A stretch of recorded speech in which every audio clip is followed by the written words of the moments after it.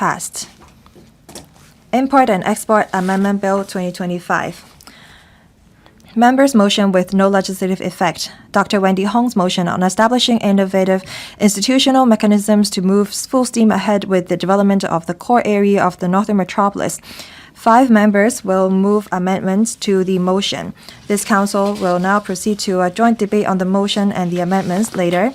I will first call upon Dr. Wendy Hong to speak and move the motion. Then I will call upon Mr. Louis Loong, Ms. Chen Yuet-ming, Mr. Michael TIEN, Mr. Kwok-fan, and Mr. Gary ZHANG to speak in sequence, but they may not move the amendments at this stage. The joint debate now begins. Member who wish to speak, please press the request to speak button. I now call upon Dr. Wendy Hong to speak and move the motion. Dr. Wendy Hong. President, I move that the motion as printed on the agenda be passed. That is, establishing innovative institutional mechanisms to move full steam ahead with the development of the core area of the Northern Metropolis.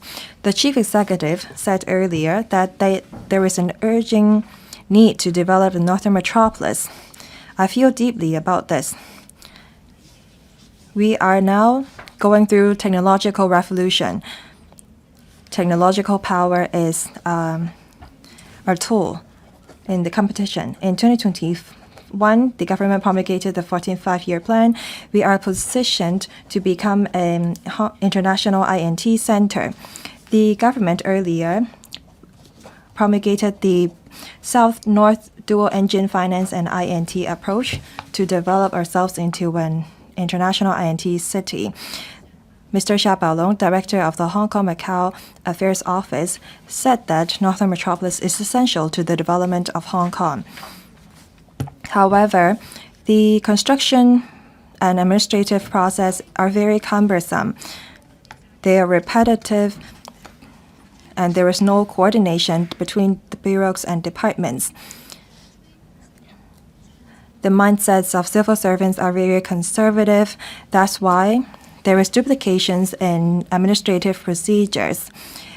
It seems that the government is micromanaging the development of the Northern Metropolis and their land use planning. It's difficult for us to then move ahead with such an approach. We have been proposing this idea of a Northern Metropolis for 4 years. The first batch of the projects will only be commissioned 10 years later. Since this term of the government took office, we've seen some reformation in the government. We have streamlined the administrative procedures. We have amended legislations. We need to change the mindsets of the civil servants. We need to build a better relationship between the government and the business sector. All these take time, but the Northern Metropolis cannot wait. Why don't we think outside the box by creating a new institutional mechanisms for the Northern Metropolis so that we can reform our cities? This is the background against which I move my motion. Northern Metropolis is a core metropolis integrating urban development and innovation and technology. We cannot just rely on the existing civil servants' establishment and mindset, as well as the current administrative procedures to take forward this new project. We have to let go of this micromanagement approach. We have to let go of the details and think of the big picture instead. We have to remove red tape and barriers. We have to vitalize the impetus in the community to develop the Northern Metropolis. To achieve this, we need institutional reformation. The government has established a 2-tiered management system to take forward the Northern Metropolis. The first tier is the Steering Committee on the Development of the Northern Metropolis, led by the Chief Executive. This is the highest authority leading the development of the NM. The functions of this Steering Committee is to steer the development of the metropolis and make big decisions. The second tier is the NMCO, Northern Metropolis Coordination Office. However, it does not have a good understanding of the INT industry and the land use planning for INT development, it does not have the tool to attract talents and businesses to the district. NMCO is within the government. All members and staff of the office are civil servants. It's difficult for them to actually think of the big picture and let go of the details. They must follow the existing rules and guidelines. That's why we need a new institution to lead the development of the Northern Metropolis to encourage different sectors to participate. We need a statutory body, therefore. There are some 300 statutory bodies in Hong Kong. They are established under very relevant ordinance. We have the URA, the Airport Authority, the MTR Limited, Science Park, the WKCDA. All these are statutory bodies. They are exempted from following certain guidelines. They are empowered to make flexible decisions and carry out their duties.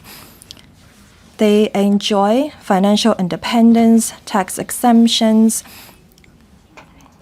They can hire their own staff. All these arrangements allow the statutory bodies to enjoy professionalism and flexibility that do not exist in the government. They can be more innovative in carrying out their duties. Statutory body as a semi-government body, they can shoulder certain burden faced by the government. Say, for example, in terms of land use planning, the URA and the WKCDA can have regards to their own needs and plan for the land use in their respective districts under their purview. MTRCL can act in accordance with the MTR ordinance, operate on a business model. They are not restricted by the government. The Science Park Limited can attract investments on their own volition, and they are exempted from paying profit tax. I think that by having a statutory body, we can achieve a breakthrough. There are three parts to my motion. First, there has to be a core area of the Northern Metropolis. Northern Metropolis is very large. We cannot develop all 300 hectares altogether. There has to be phased development. We have to accord priority for development in the first phase, certain areas, and that should be our core land parcels. Second, after designating the core land parcel, we have to establish a Northern Metropolis Core Area Authority to attract investment and formulate management model. Third, we have to enact the Northern Metropolis Core Area Authority Ordinance. This is the legal basis for the Core Area Authority. Under the ordinance, we will empower the authority to establish specific institutional mechanisms in areas such as lands, constructions, finance, transportation, and cross-boundary flow of elements, so on and so forth.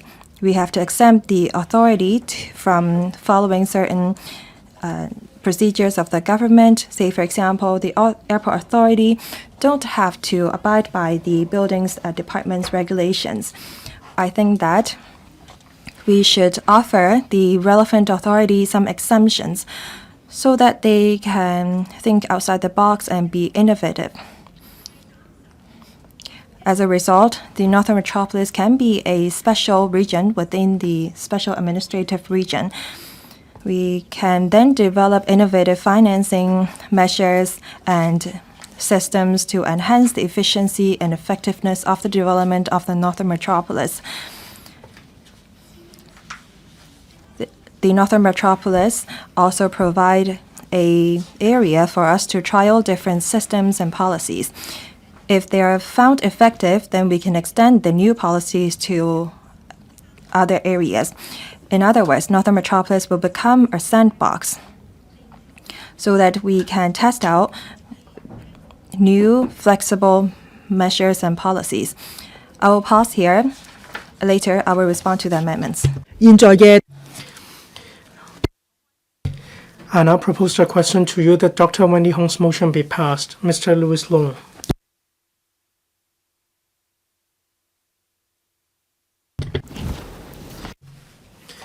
Deputy President, we have the South-Northern dual engine. The Northern Metropolis will be developed into an international INT center. In May this year, the Chief Executive attended the interactive exchange question and answer session of the Council. He said that he was very eager to push ahead with the development of the Northern Metropolis NM. So I think the debate today should be centered on the pragmatic approach to expedite the development of the NM. In 2023, the Legislative Council amended legislation to streamline land development ordinances. Since last year, the administration has introduced streamlining measures. The FSD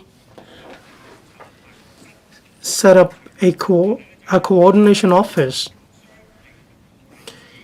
It provides a lot of convenience to businesses as well as the general public. We need to remove barriers, and we also need to streamline the procedures. So I suggest the NMCO should be given more functions.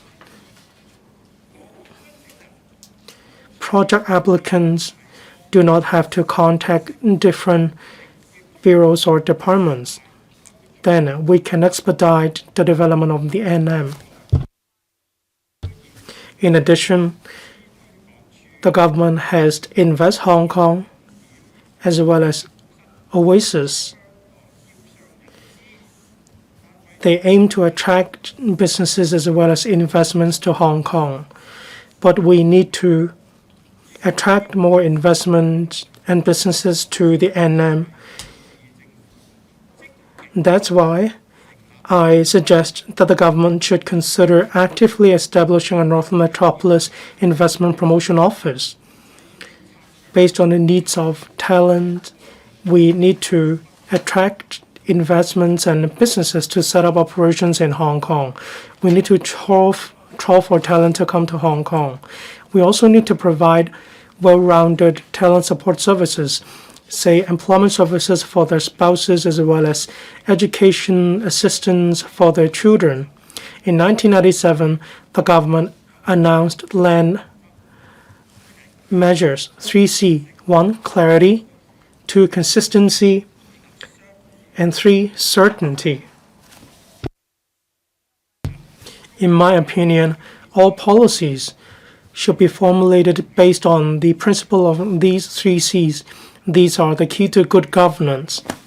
Dr. Wendy Hong, in the middle of last month, wrote in a newspaper.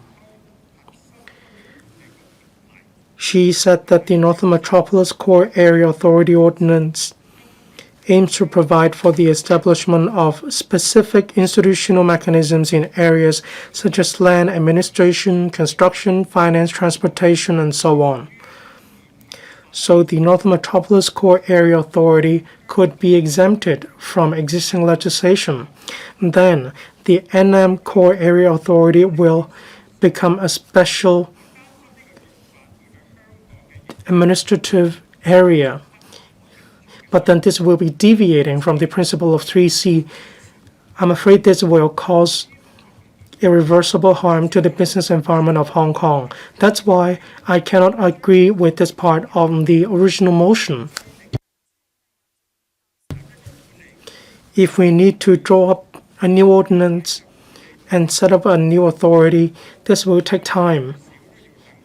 I believe this will take at least 2 to 3 years before we can set up an authority and recruit staff members.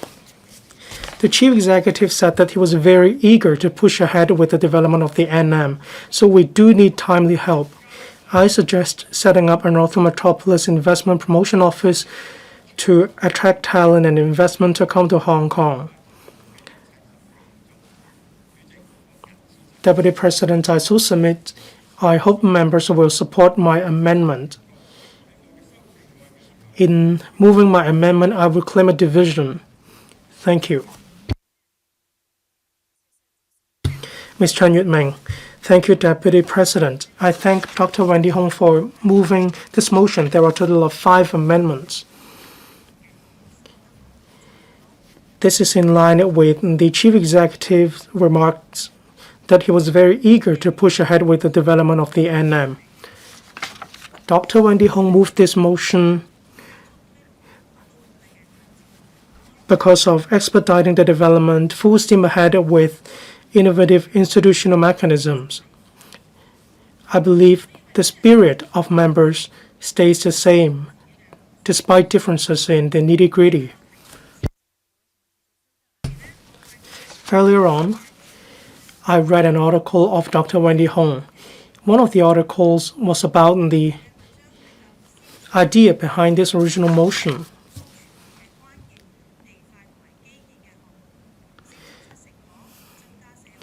Dr. Wendy Hong said that we need to give the public confidence before we continue to push ahead with the development. The core area covers Centennial Pope, Hong Kong Park, as well as the Loop area. INT development is simply one part of the development of the NM. However, NM is all about different industries, say a third medical school as well as the NM University Town, in addition to emerging industries as well as port economy. That's why in my amendment I said that the Northern Metropolis should be centered on the development of INT as well as emerging industries. And we also need to give priority to Centennial Pope, Ngau Tam Mei NDA, and Hong Shou Kiu Ha Chun NDA, as well as New Territories North New Town. They cover the university town, modern services, industries, and so on. They are no less important as INT. Members of the public expect sufficient job opportunities in the NM. Currently, the Steering Committee on Northern Metropolis, which is chaired by the CE, is responsible for the development of the NM in relation to land administration. It also works to enhance liaison and collaboration with the mainland. We recognize the reasons why the NMCO was set up by the administration, but then its functions is limited. For example, the NMCO is responsible for collecting public views, but when it comes to the selection of sites, land use, and so on, it is other policy bureaus that are responsible for making decisions. Even when enterprises want to come to Sandy Ridge for development, it'd be difficult for the NMCO to give them guidance. I suggest that the administration should conduct tours as well as analyses to expand the functions of the NMCO. We need to give it sufficient authority to be wholly responsible for all the matters of the NM. We also need to roll out a one-stop platform, which is responsible for disseminating information of the NM and responsible for investment promotion and so on. If need be, we may study whether we need to draw up a particular ordinance dedicated to the NM. The core direction is similar to Dr. Wendy Hong's. It's about exemptions. It's about removing barriers and red tape. We may compare notes in due course. I believe this will help the administration to take forward the development of large-scale land disposals, say university town, sports and culture and tourism, and so on. My amendment, it's about this direction. Thank you. I shall submit. Mr. Michael TIEN. Thank you, Deputy President. I speak in support of Dr. Wendy Hong's motion on establishing innovative institutional mechanisms to move full steam ahead with the development of the core area of the NM. My amendments enhance the contents or enrich the contents of Dr. Wendy Hong's.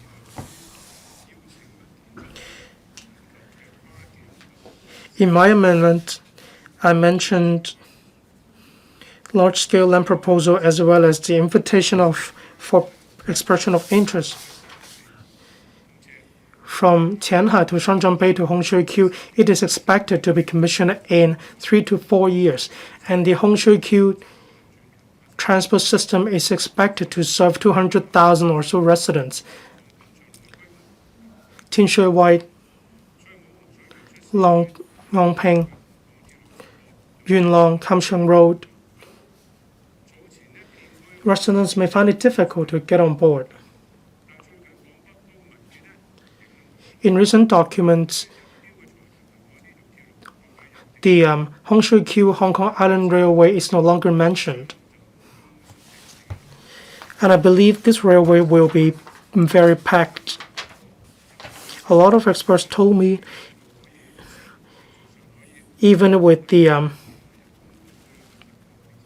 delay on the artificial islands, the railway project could still go ahead. The MTRCO is worth 700 billion, or $170 billion rather. Railway plus property model is working efficiently or effectively, but it hasn't factored in the Northern Link or the Hongshui-Q to Hong Kong Island Railway. How is it possible for the MTRCO to absorb so many debts? If we need to lessen the burden of the MTRCO, we need to use the PPP model, the government 7 and the private sector 3. Then we may be able to raise funds of $900 billion.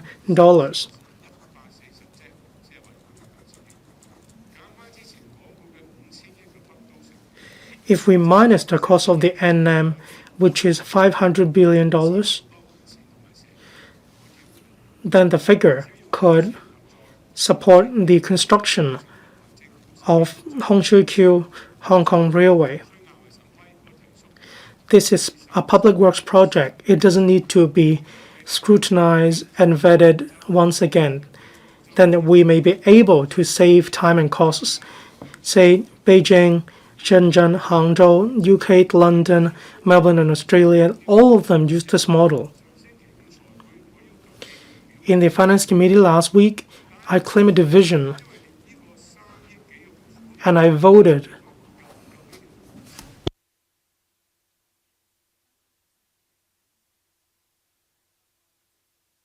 And I cast a vote of abstention. When hundreds of thousands of Shenzhen residents came to Hong Kong, how could they get on board the train to go to the city area? All of them will take the 2-mile line. The 2-mile line is already very packed in morning commuting hours, so how can they actually get on board? I made a suggestion to the government about Hongshui-Q Hong Kong Railway, but then the government rejected my proposal categorically. Then I asked the government about Hongshui-Q to Sunny Bay. Is it possible? Or Hongshui-Q to Siu Lam? The patronage rate is about 70%. The benefit of this railway is that passengers can interchange at Liking Station. They can get on board the train along the Tsuen Wan line, which is not packed yet. Even if I successfully asked for this Hongshui-Q to Hong Kong Railway, and even if there are 2 additional stations in Shenzhen, if there is no Hongshui-Q station, well, I can just abstain. Well, I have no choice. Infrastructure-led, that is what the government always mentions. I hope members will support my amendments. Thank you. Mr. Lau Kwok-fan. Thank you, Madam Deputy. Northern Metropolis is the core strategic development point of Hong Kong. It is how we can improve our livelihood and integrate into national development. On behalf of the DAB, I thank the government for taking on board many of our suggestions on the Northern Metropolis. This term of the government have been showing determination on the NM. In 2023, we have amended 6 pieces of legislations to streamline administrative procedures, and the Northern Metropolis Action Agenda promulgated in 2023 set out 4 major zones and many major infrastructures. In end 2024, the land use planning has been promulgated, and there's a new milestone achieved for the development of the Northern Metropolis. I see that many projects were taken forward on schedule. The core of the Northern Metropolis is about industry. Affected by the external economic environment, private investment at Northern Metropolis is not as expected. Without private investment, regardless of how fast we build the infrastructures in the Northern Metropolis, the entire district may become empty and become a ghost town. So the important thing is how we can attract private investment.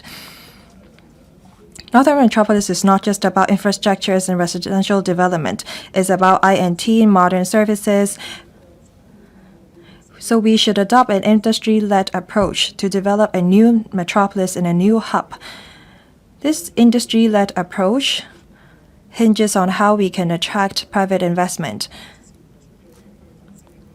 So I asked for a more flexible land use planning approach. We should develop an industry-led approach. We should offer a long-term lease for enterprises. I think that the government should roll out targeted measures. We know that we have to work on new energy, new material, life science, health science, AI, big data in the Northern Metropolis. It seems that there is no supporting policies for such development. I think that we need them as soon as possible. I think that we should create a joint policy package with the ZHANG to enhance confidence of private investors and enterprises.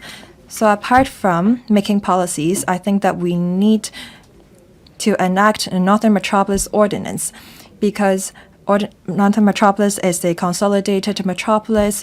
It involves communications, environment, industry, housing, so on and so forth. There will be new models to be trialed in the area.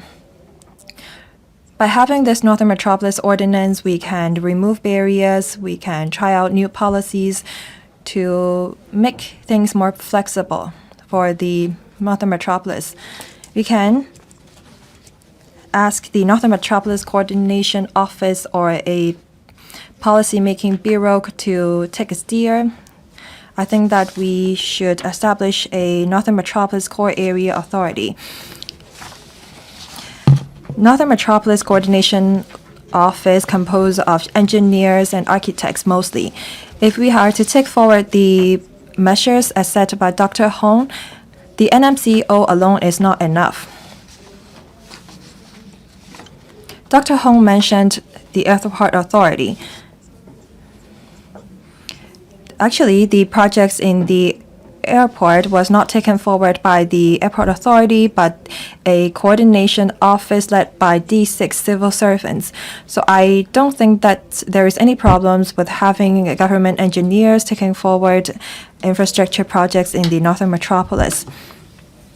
I don't think that we should enact a core area authority ordinance or a core area authority. We should not designate any core land parcels, because Northern Metropolis is about comprehensive planning and design. It's not about individual land parcels. In Northern New Territories North, we have Santin Technopole, the Lok Ma Chau, the Hong Shui Kiu, and not New Territories North New Town, For a comprehensive and consolidated development of the Northern Metropolis, I don't think that we have to designate any core land parcel.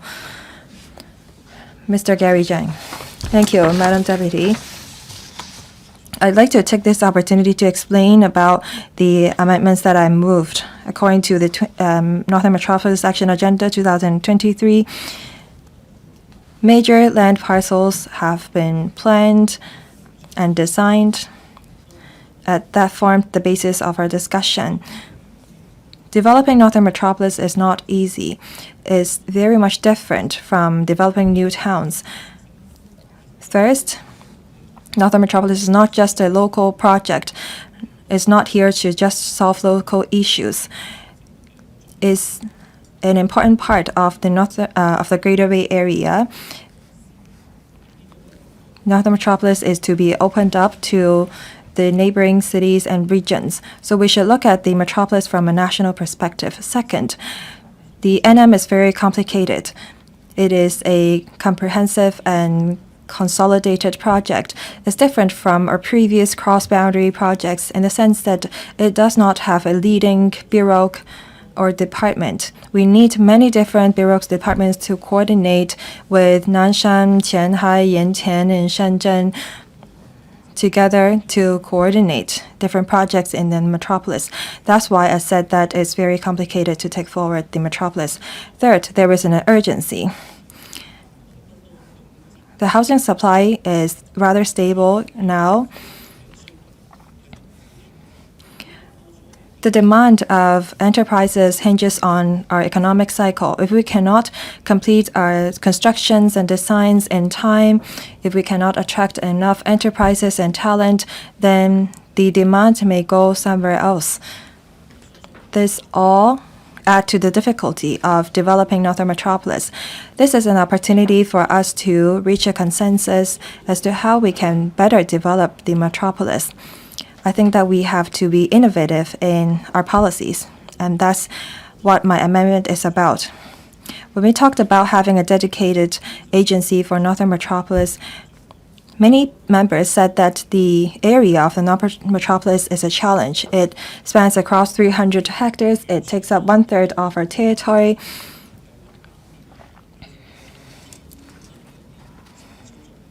There are many problems with operation.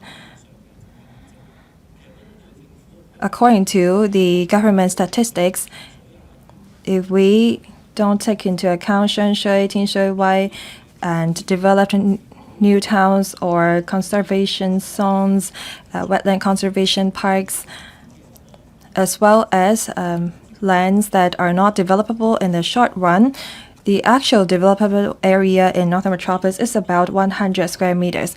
Under the action agenda, the major zones will take up 30 square kilometers. And that's more or less the same as the area under the purview of the Airport Authority.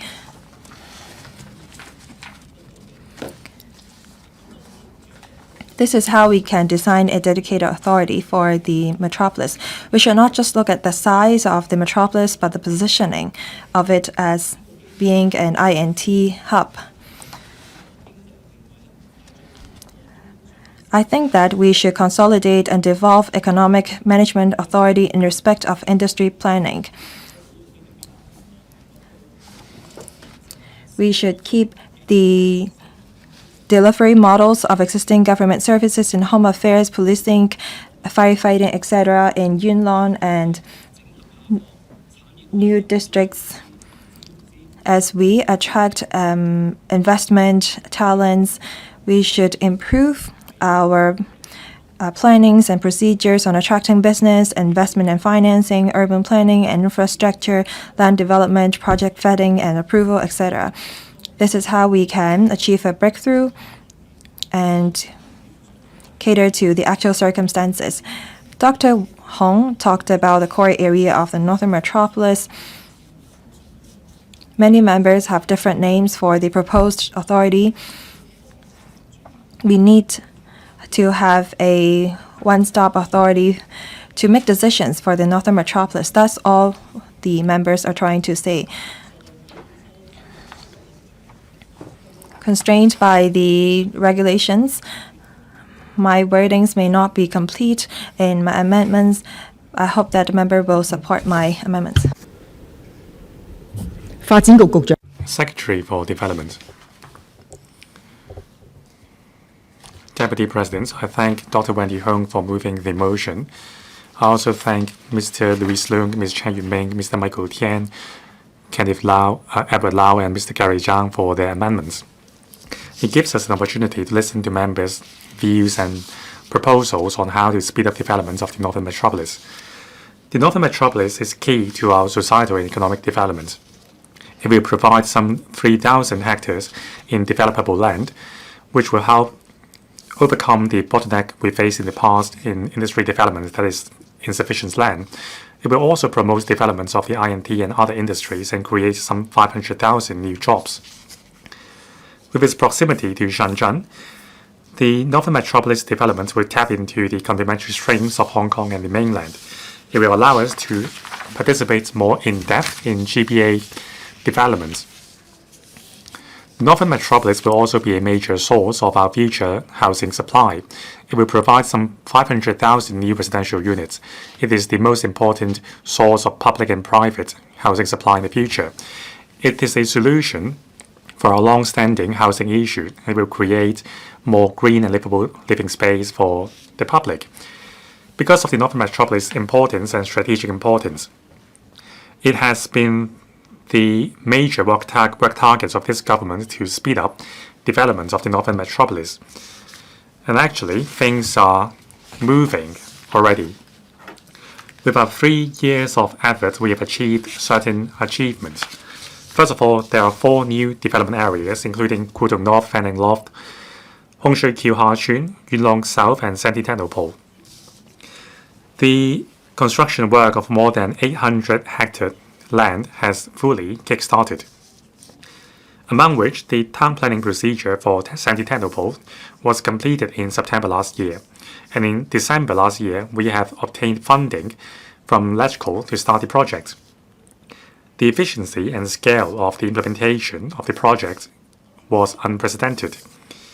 In the 4 new development areas, we have resumed more than 400 hectares private land, formed 80 hectares of sites, and gradually handing over these land to departments and institutions for railway and road projects, public and private housing, schools, public markets, ecological conservation, and INT industry and other emerging industries.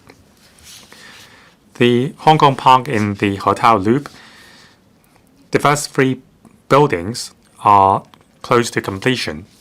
It is expected the first batch of tenants will enter the park in the second half of the year. Now, for the 2 sites for industries in Hung Shui Kiu and Yuen Long,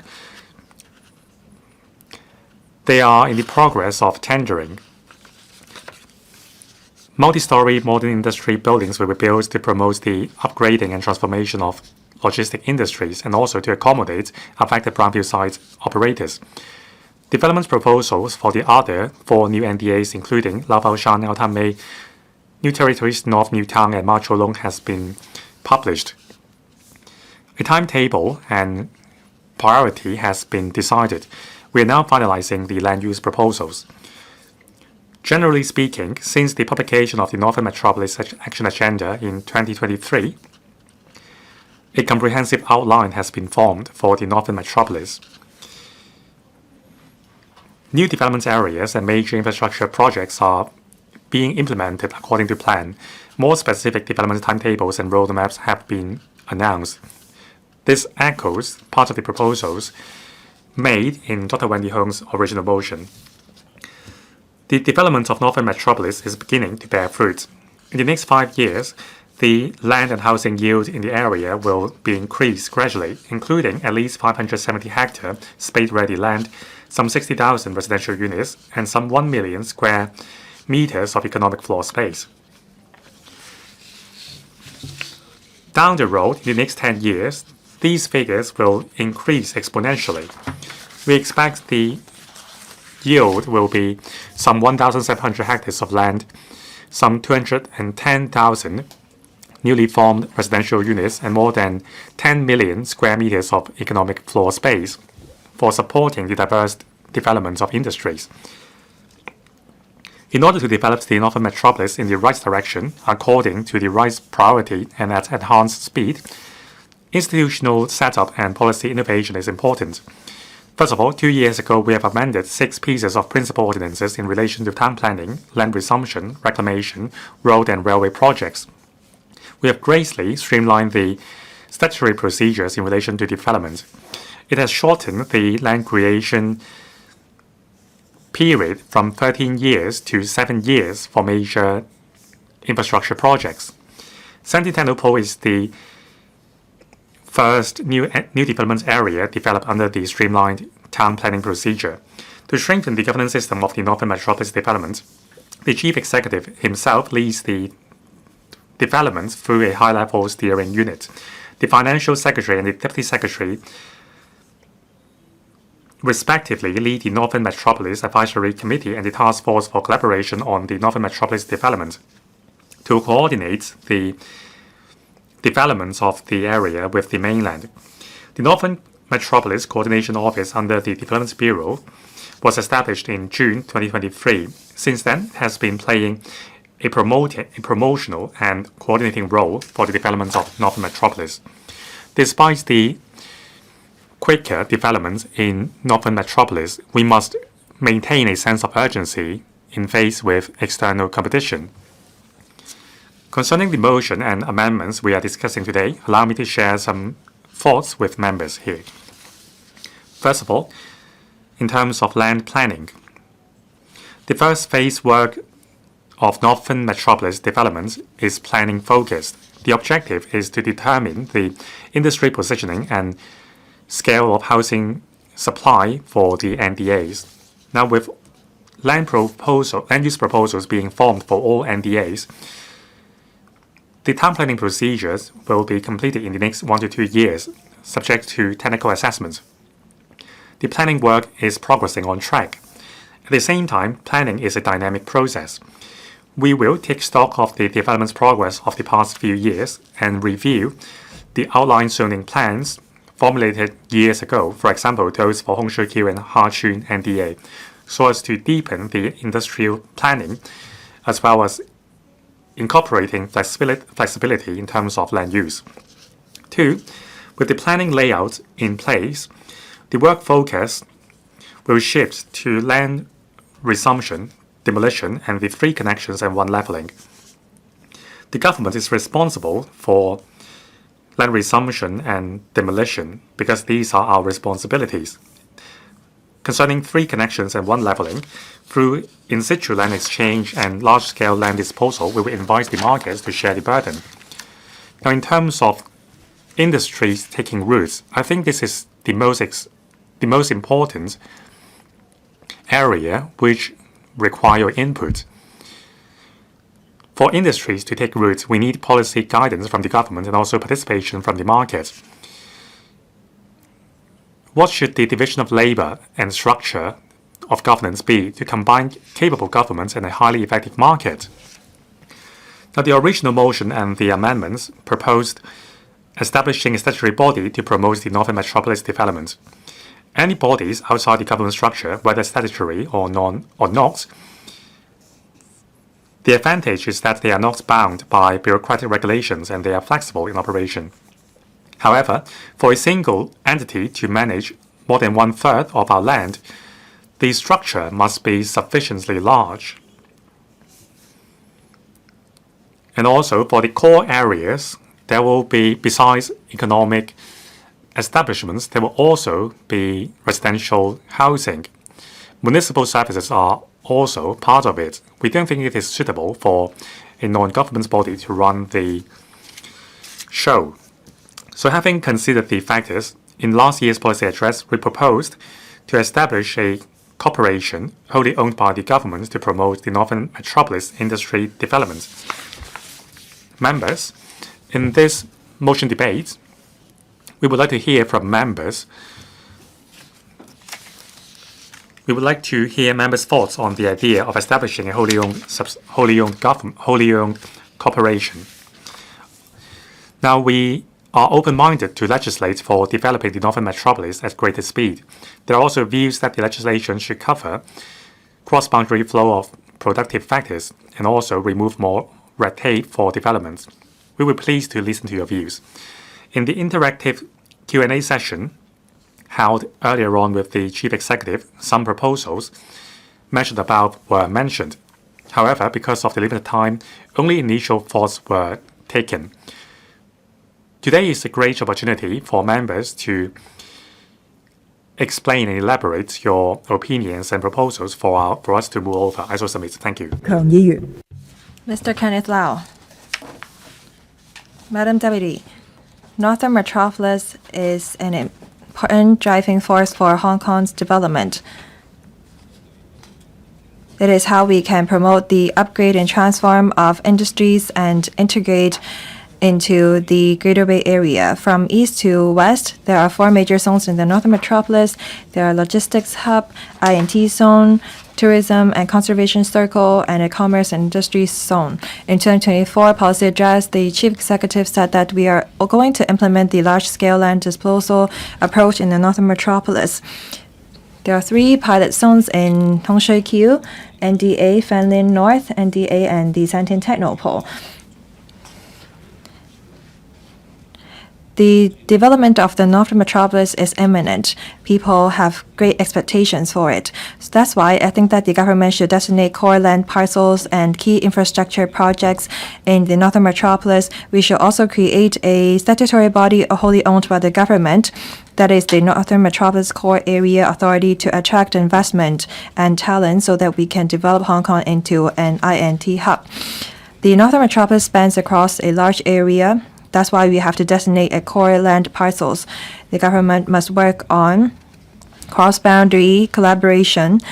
I suggest that the Hetao Cooperation Zone, Hong Shui Kiu, be designated as the core land parcels to be accorded priority for development and site formation so that we can develop infrastructures for logistics and the financial sectors. This will allow these sectors to attract talents more easily. Also, we should work with Shenzhen to develop a connection of industries and policies. Madam Deputy, Northern Metropolis is one of the largest development projects since the Kai Tak Airport that was built some 20 years ago. I think that, well, we agree with Mr. Louis Lung's amendments. I think that we should establish a statutory body wholly owned by the government, that is the Northern Metropolis Core Area Authority, like the WKCDA, the URA, and the Airport Authority, so that we can have a designated team to develop the NM. The team should know how to plan. They should know how to attract investments and talents. The government can empower the authority to work with different districts. We should streamline the environment related procedures, allow the authority to raise funds by issuing bonds, and to work with the mainlands on flow of different elements such as data and people. Through professional cooperation and collaboration, we can lower the cost of the enterprises in developing the Northern Metropolis. By this, we can also provide a one-stop service for the enterprises. The key to the success of the Northern Metropolis hinges on whether we can attract talents and top-notch enterprises. I have 4 suggestions. First, for enterprises in the core land parcels, we should offer tax concessions to them for, say, for example, for Tencent. Second, we should create a venture fund to support startups in the Northern Metropolis.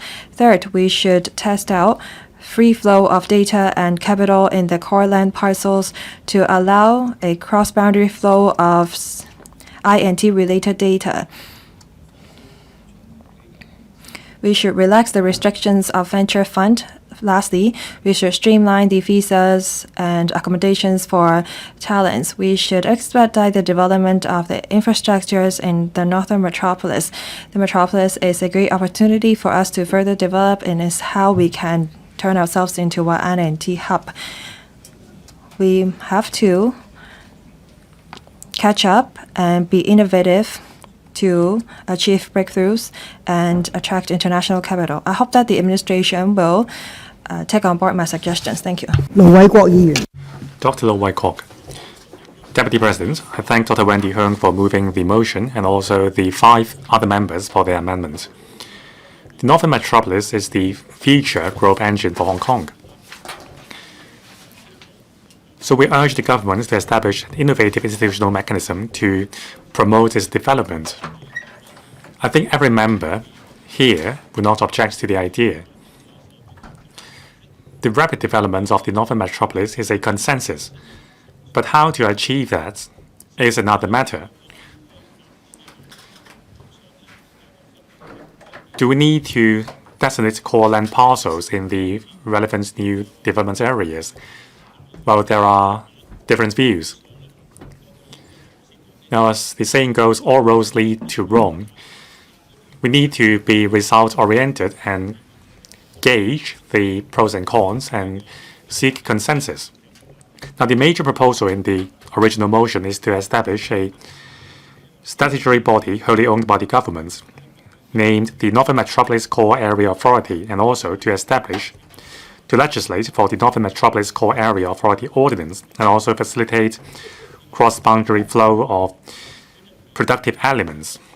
I am open-minded to all these, but I have the following concerns. First of all, establishing another statutory body outside of the government structure will involve a lot of work. The power given to the authority is massive. There must be prevention of we must prevent the authority gaining too much power and spin out of control. Now, we also have to avoid overlapping legislations. Scrutinizing the bill will take a lot of time. It may slow down the development of the Northern Metropolis. Now, Mr. Louis Leung mentioned that he urged the government to establish an office for attracting to establish a Northern Metropolis Investment Promotion Office for the area. I think that is more direct. It is within the existing infrastructure, and the terms of reference is clear. The positioning for the office is to establish an international investment promotion strategy to attract global investments and also to supplement the shortcomings of the existing mechanism. Now, the BPE and I are concerned about the speed of development of the Northern Metropolis. I have been urging the government to remove red tapes and to implement efficient policies to attract more investments in the Northern Metropolis. Now, we must combine a capable government and the highly effective market to encourage public-private cooperation. Now, we can adopt various land disposal models, for example, land disposal by application and land sale. More importantly, we must strengthen the overall planning of the Northern Metropolis to integrate it with the Shenzhen's plan. Now, the Secretary mentioned that the government has invited expression of interest concerning the 3 large-scale disposal land parcels from the markets last year, and tenders are received. Now, in the BPA's proposal for the 2025 policy address, the BPA has offered 118 recommendations so as to bolster our international positions and also align with the 14 five-year plans. Now, Our recommendations include adopting flexible land disposal arrangements, speeding up land formation, and also establishing a single window to speed up the development of the Northern Metropolis. There should be a 5-year tax-free concession for those who invest in the Northern Metropolis. We should also enhance the infrastructure layouts of the Northern Metropolis. Now, action speaks louder than words. Now, the BPA hopes that the government would continue to adopt an innovative mindset to speed up the development of the Northern Metropolis. I so submit. Dr. John Kwok, Deputy President, the Northern Metropolis is 30,000 hectares large, accounting for 1/3 of our land body. Now, the CE said we have to grow our population to 10 million. Geographically, the Northern Metropolis is close to the boundary. It provides a lot of potential for new developments and population growth. So we really need to materialize the project. Now, in the short video clip published by the Chief Executive on his past 3 years' work, he said the Northern Metropolis will be the major engine for our growth. Now, it is closely related to our positioning as an international education hub as well as trawling for talents and investment. Many in society think that the progress is too slow compared with the other side of the river. This is a critical juncture of economic transformation. We can't afford to wait another decade to finish the development of Northern Metropolis. Now, in 2023, after the amendment bill, the planning procedures has been shortened from 13 years to 7 years after the change, but the time is still too long. Many land development projects are still in the initial stage of land resumption, land formation, and so on. The progress is worrying. The Northern Metropolis office under the Development Bureau has been working hard, but subject to the limitations of its roles and functions, it has difficulty coordinating resources scattered between departments. Its efforts to draw for investments is also underwhelming. So I suggest the government can make reference to 2 places. First, the Base Transformation and Development Bureau of the Philippines, or BCDA. Now, through PPP model, many former American military bases were transformed into new economic zones. In Hong Kong, we can designate 2 to 3 core development areas in the Northern Metropolis and introduce something like the BCDA to establish a different set of requirements for guiding the development. Second, the Pudong new development area in Shanghai. Now, the provincial government would adopt a macro mindset to introduce international enterprises which can lead to development in Pudong. In Hong Kong, we need to realize and recognize our leading position in education, financial, and other professional services and deploy the relevant resources. Now, the beginning steps are the most difficult. To adopt the industry-led approach, we need to make use of our position as an international education hub and grow the industry further. This is the most effective way to develop the Northern Metropolis. We should first develop the Northern Metropolis University Town. That would be the most direct, effective, and frictionless approach to develop the Northern Metropolis. The Uni Town will attract talents to pool around the Northern Metropolis. It will also attract more international investors to invest in the long-term development of the area. And more importantly, the government must formulate the long-term development blueprints for the next 20 to 30 years to set a direction for the public, mainland and overseas talents, and also investors. This long-term development blueprints will attract stakeholders to follow in the government's policies and invest in infrastructures in the Northern Metropolis. 2 to 3 decades sound very long, but actually we are now 28 years after returning to the motherland. Now we must create a Hong Kong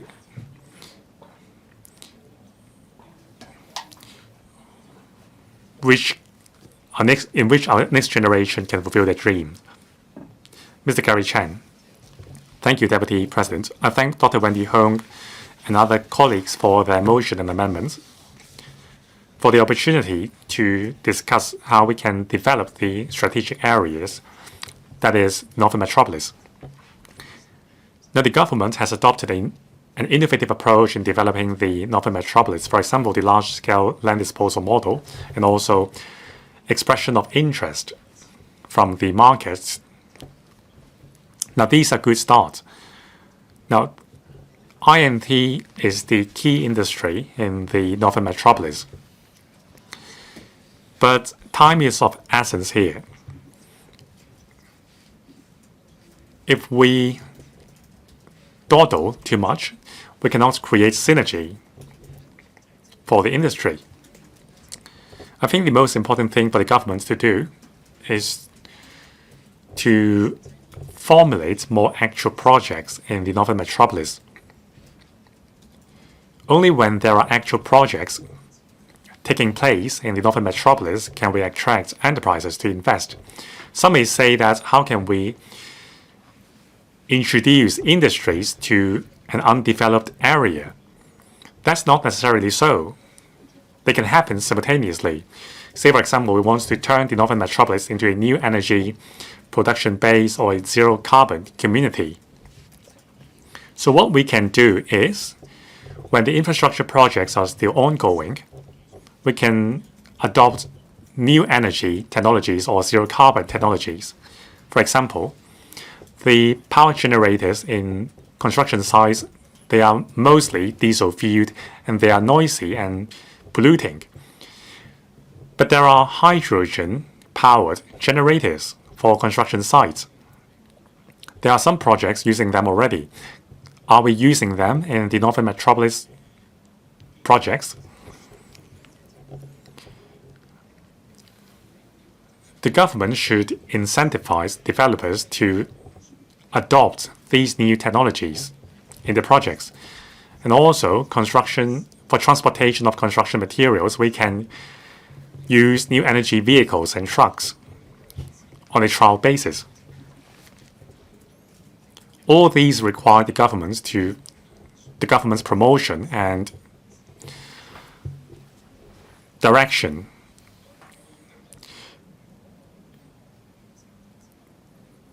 The market needs incentives to try out these new technologies.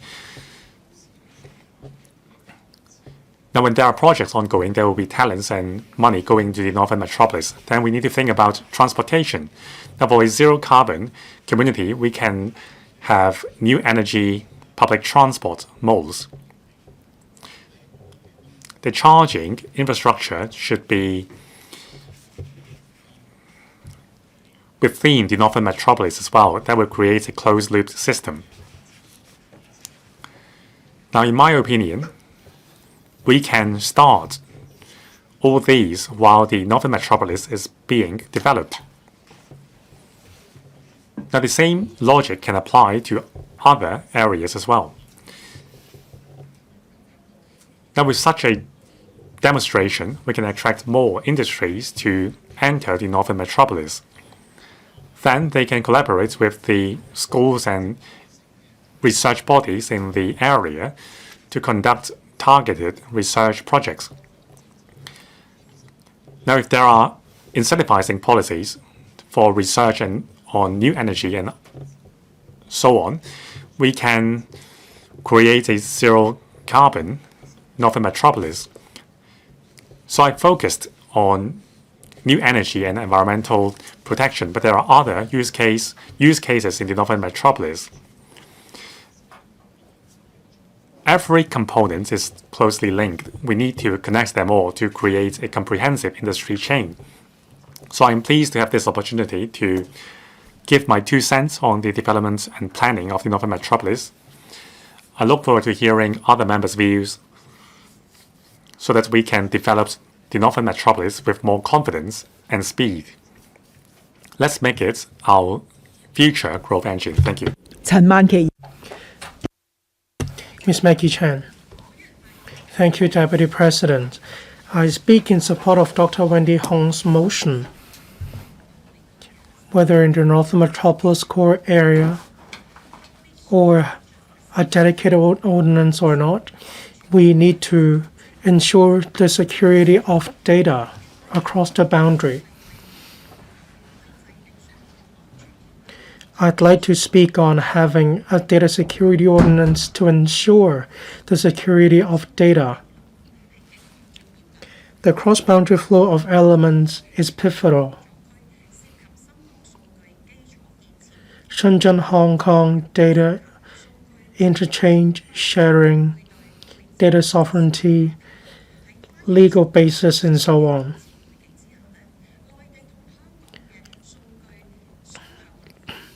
The mutual cross-boundary flow of data is facing a structural risk.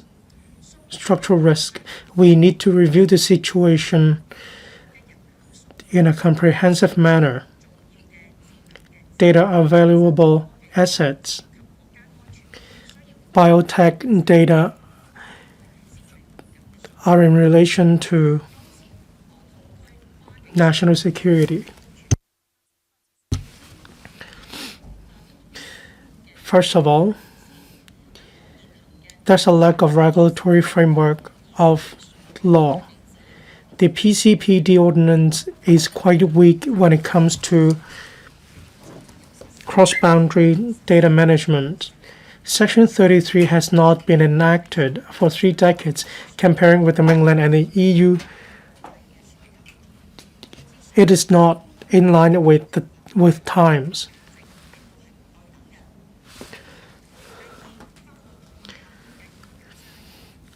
Next, I'd like to turn to the contractual framework differences between Hong Kong and the mainland. Cross-boundary arbitration, mediation, it's different in Hong Kong and in mainland China. I make the following 3 suggestions. 1, we need to draw reference from the EU as well as the PCPD ordinance. By way of common law, we need to formulate a piece of legislation that is applicable to the Loop area, including the Hong Kong Park and the Shenzhen Park in relation to data security ordinance.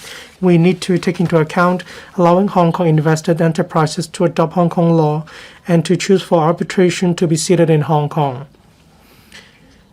We need to use the common law system as a basis upon which we can formulate a data transmission framework. We need to set up an arbitration center and use the approach of allowing Hong Kong invested enterprises to choose for arbitration to be seated in Hong Kong. We also need to set up standard contract applicable to the Loop area.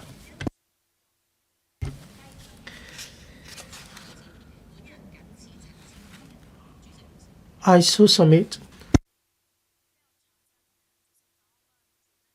Mr. Martin Liu. Thank you, Deputy President. Director Xiao Bailong visited Hong Kong.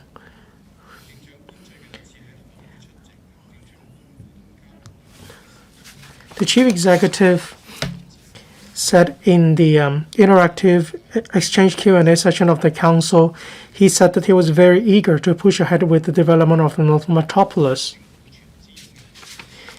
I asked the administration whether they would set up a statutory body wholly owned by the government to be responsible for the high-level steer of the NM development. There are a total of 440 tech enterprises alongside 15,000 research and development staff members. Over 160 high-end INT projects have been attracted to Hong Kong. Talent apartment, 3 buildings, including 2 wet laboratories, will only be commissioned, have been commissioned only this year. We will be able to attract enterprises to set up operations in Hong Kong only in the second half of this year. We need to play catch up.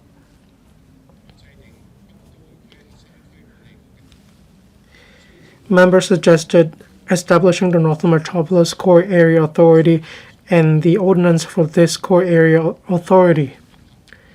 Despite the fact that we have the NMCO, it is under the purview of the Development Bureau. Most of the members are from the Development Bureau. The NM Core Area is about resource allocation, land use planning, and so on. This is a very massive scale. The administration should incorporate industrial development, INT development, economic development, cultural development, as well as tourism development. Staff members or officials working on these fronts should be mobilized to join the Core Area Authority. Economic as well as market demands may change over time. Land use planning will change as a result. The quintile in 2010 was set aside for self-financing post-secondary education use, but in 2014, owing to the tight housing market, that location was changed to provide public housing.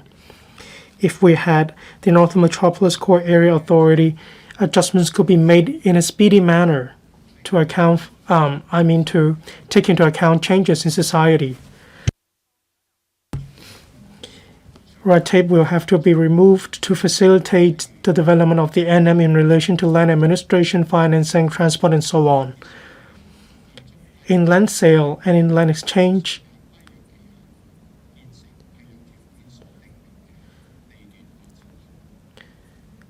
certain regulations are in place and there are restrictions.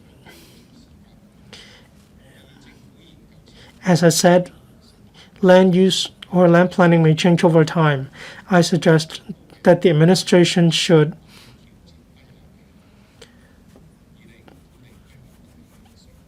put in place relaxation by way of ordinance in order to allow planning to be more flexible. This will also effectively incentivize investors. Drones, automated vehicles, they should be allowed to be piloted in Northern Metropolis. The Northern Metropolis is a major driver of the Hong Kong's economy. All sectors wish to see vitality being added to the local economy. They want Hong Kong to be developed into an international INT center. We hope that the administration will think out of the box. Thank you. Mr. Andrew Lam. Thank you, Deputy President. First of all, I thank Dr. Wendy Hong for moving the original motion. There are four main points. One time, to expedite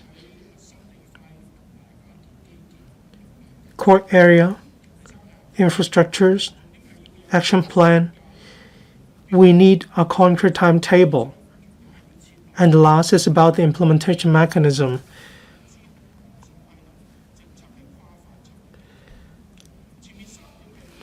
The first 3 points are about targets, and we need a mechanism to implement the first 3 points. Infrastructure-led capacity creating, these two are the planning principles of the development of the NM.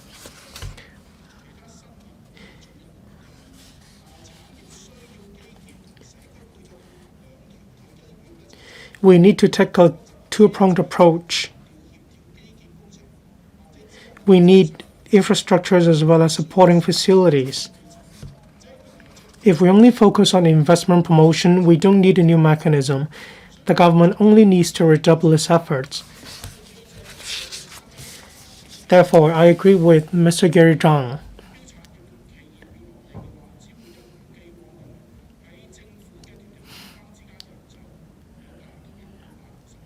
Otherwise, it'd be very difficult for the government to do something concrete.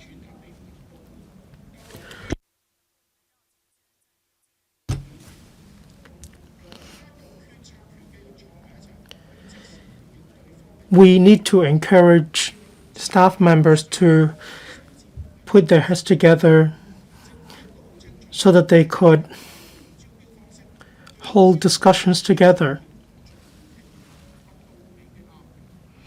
The traditional mode may not be suitable. Cyberport and Disneyland are good examples of combining a capable government and efficient market. It took less than 5 years to complete the project. The original motion mentions having a statutory body. When there's a statutory body, we need legislation. Then we need to think what powers to give the authority in order to achieve the targets. Livelihood, construction, economy. If all these matters are being handled by the NM Core Area Authority, then I believe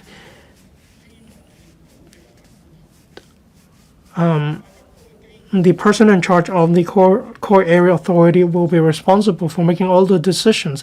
And I believe this is not the intent of the original motion. Take Airport Authority as an example. The government grants land for the authority to operate.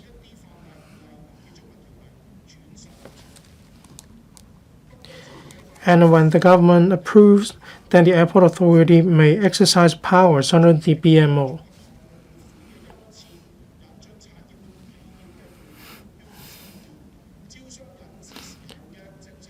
Attracting investments, support, concessions, these may have to do with manpower.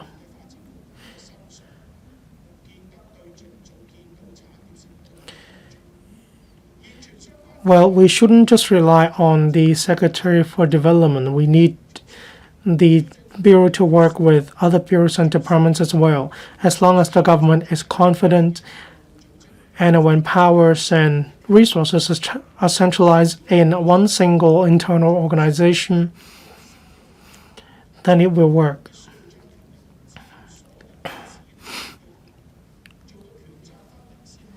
We need a clear delineation of powers and responsibilities, and that is exactly how we can ensure the targets will be met in a timely manner.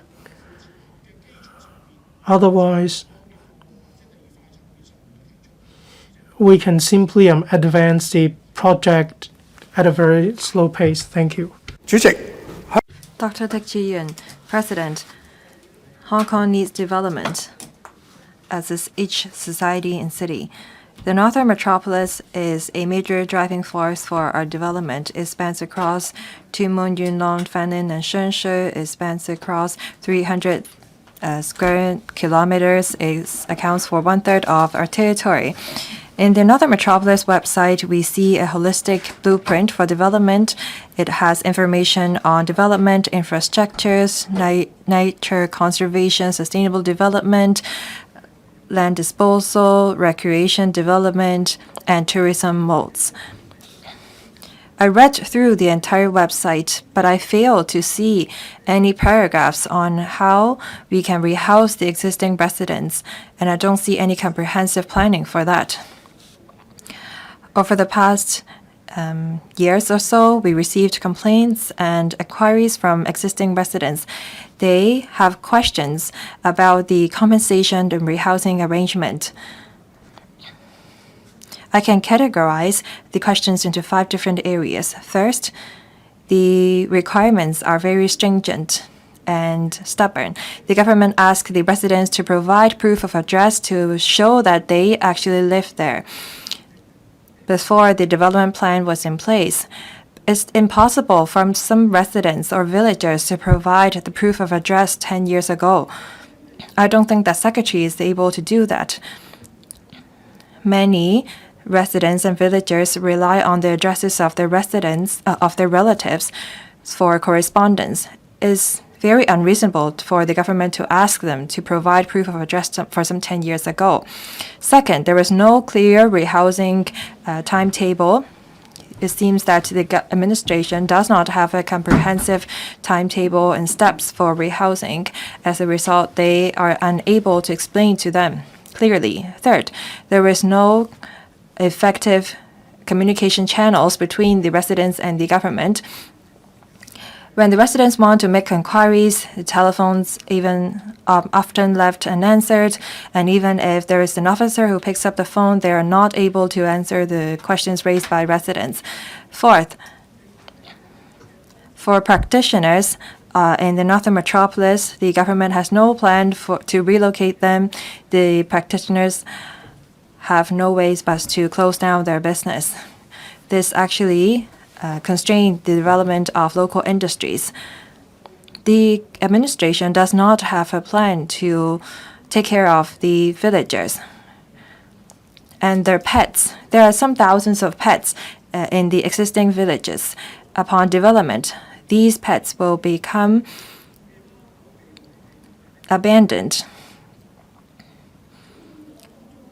In these cases, we can see that in terms of land resumption and rehousing, the government has not taken into account the concerns and the needs of the villagers. The administration has a conservation policy on trees and nature. How come they don't attach enough importance to the rehousing of residents?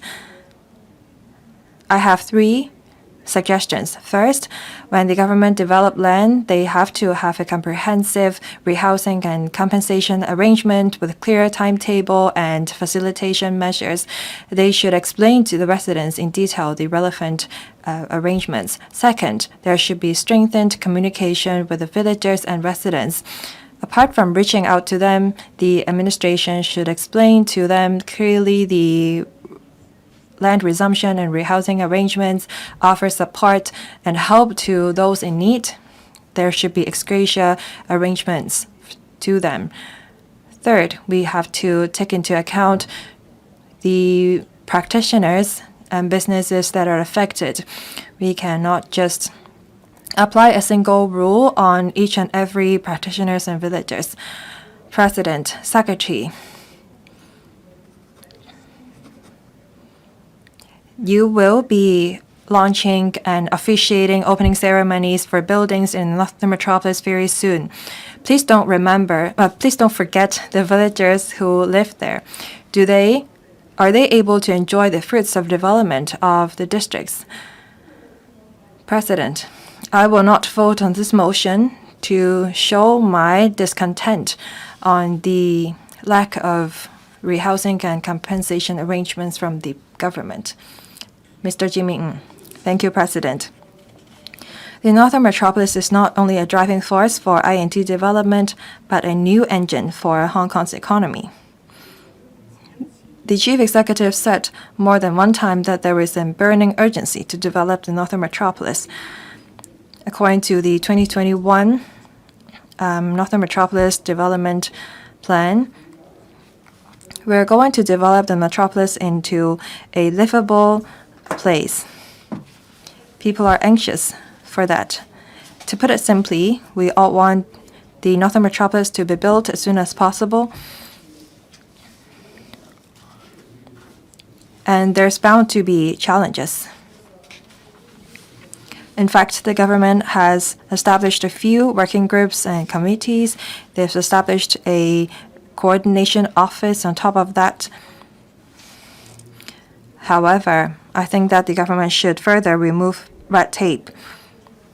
I think that there should be a single window to coordinate all policies, formulation and management, attracting businesses and enterprises, creating growth engines. We need special measures for special projects in order for us to enhance efficiency. I think that the government should look at a bigger picture. I think that we should create an office for attracting enterprises for the Northern Metropolis. I have 3 suggestions. First, we have to attract innovative talents and innovative enterprises. The office should formulate policies on tax concessions, subsidies for enterprises, and policies on attracting talents. education policies for children of talents to enhance the attractiveness of the metropolis. The core of Northern Metropolis is about INT.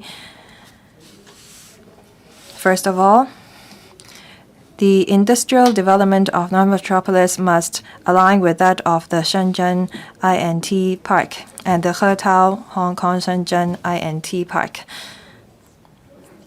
In other words, the industrial parks on two sides should work together, and if we have a single office responsible for that, that would facilitate a synergy and collaboration. Second, there should be coordination between different industries. We should focus on strategic industries. We have to develop the ones that we have advantage on, say take life health science, semiconductor, advanced technology and materials. We should develop these first. We should also create a livable environment to retain and attract talents. From commerce, industries, residential developments, and retail facilities, we have to plan them very carefully. In order for talents to take root here, we need to have innovative talent accommodation.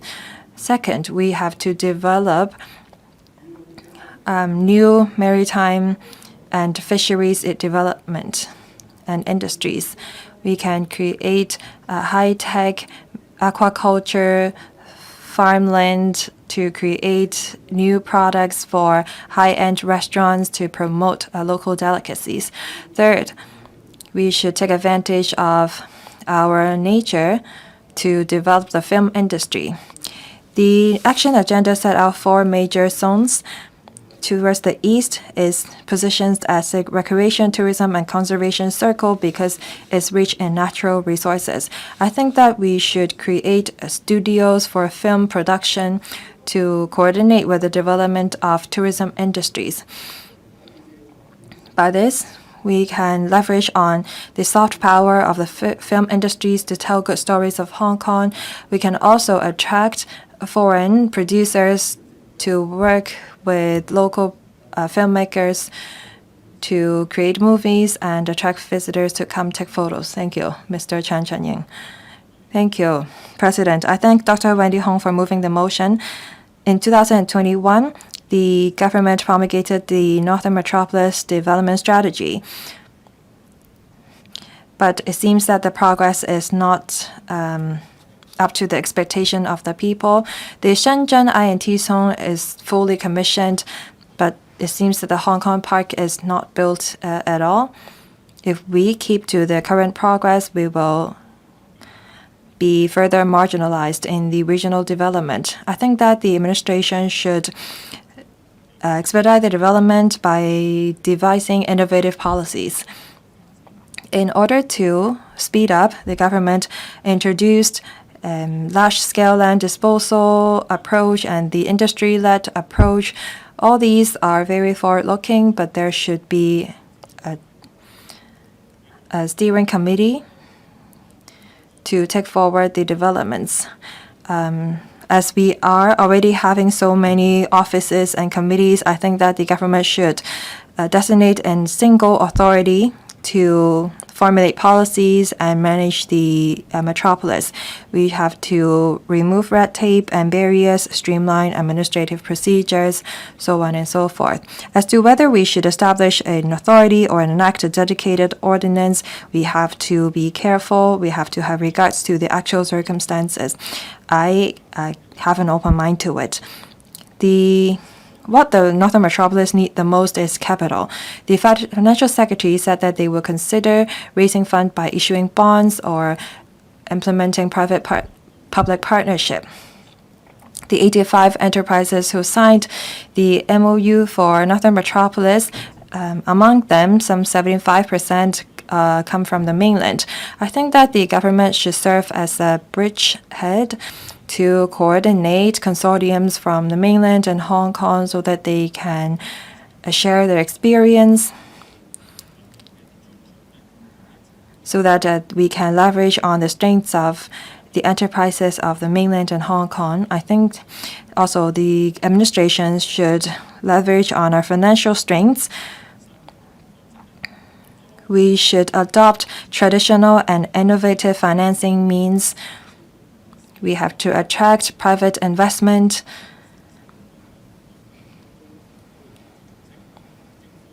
The government can try out private-public contracts to share out the cost with the private developers. As for the development of boundary control points, we can allow the developers to build property on top of the infrastructures to recover the cost of development. There are many private lands in the Northern Metropolis, so there are problems with compensation. I said that we should issue land bonds instead of offering cash compensations to the title owners of the private lands so that they can trade the bonds in the secondary market or participate in the development. This will allow us to unleash the potential of private lands. We should also make use of credit land bond issuance. The debt to GDP ratio of government is very low. We have a high credit rating. So I think that the government should implement, say, credit financing. Hong Kong is one of the most important consortium financing center. So I think that this approach will be very popular. Through sectorization, the government can finance the development of the Northern Metropolis. They can use the lands as the collateral and develop REITs. REITs has become a part of the Connect scheme. I think that the government should make use of the advantage of the Northern Metropolis by creating a system for capital flow to designate a cap for mainland enterprises so that they can deposit their funds into Hong Kong. President, we need extreme measures in order to make sure that Northern Metropolis will not just stay a blueprint but a engines for Hong Kong's growth. Thank you. Mr. Lam Chen Sing. Thank you, President. I thank Dr. Wendy Hung for moving the motion. To forge the Northern Metropolis into a new economic engine focusing on I&T and other high value-added industries, land is not enough. We need to have land developers and private developers to participate in building and managing the Northern Metropolis. But the main ideas proposed in the motion and the amendments are for increasing the incentives for developers to participate in the development projects. Different views and methods were suggested, however, the objectives are the same.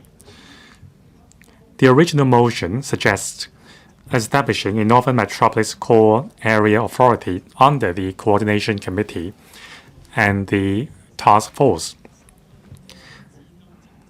The Core Area Authority will be responsible for raising funds and managing the core areas. Now, I think there is room for discussing whether this should be the model we adopt. Unlike the airport and the West Kowloon Cultural District, the Northern Metropolis is an integrated project comprising residential development, land, transport, and culture. The scope is too wide. There are a lot of stakeholders, and the management model is very complicated. The government needs to spend a lot of effort in coordinating between the parties. Now, to ensure sustainable development of the Northern Metropolis, the scope of the core areas will gradually expand to other development areas. By that time, should the structure be the core area authority be expanded as well? But that may give rise to overlapping structures.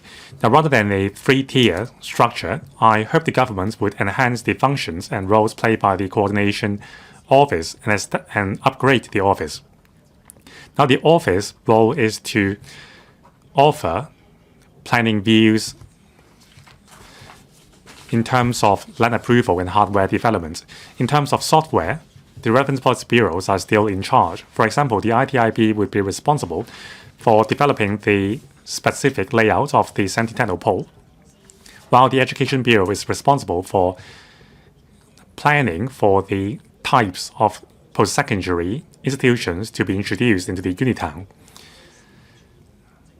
Now, these bureaus should second their colleagues to the Northern Metropolis Development Office to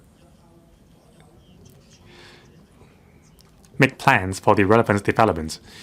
Now, in case any post-secondary institutions are interested in establishing a presence in the Unitown, they can simply approach the Northern Metropolis Development Office without referrals made by the bureaus.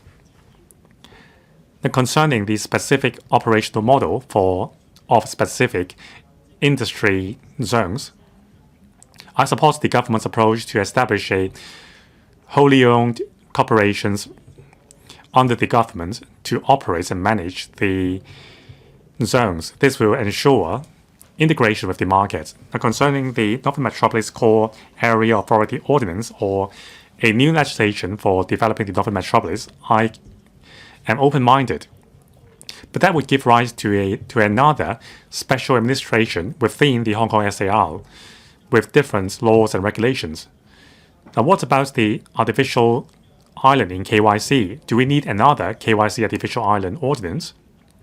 That will make our legislation very complicated. The Northern Metropolis is a concept and a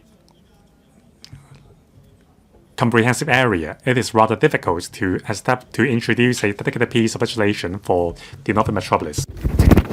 Professor William Wong.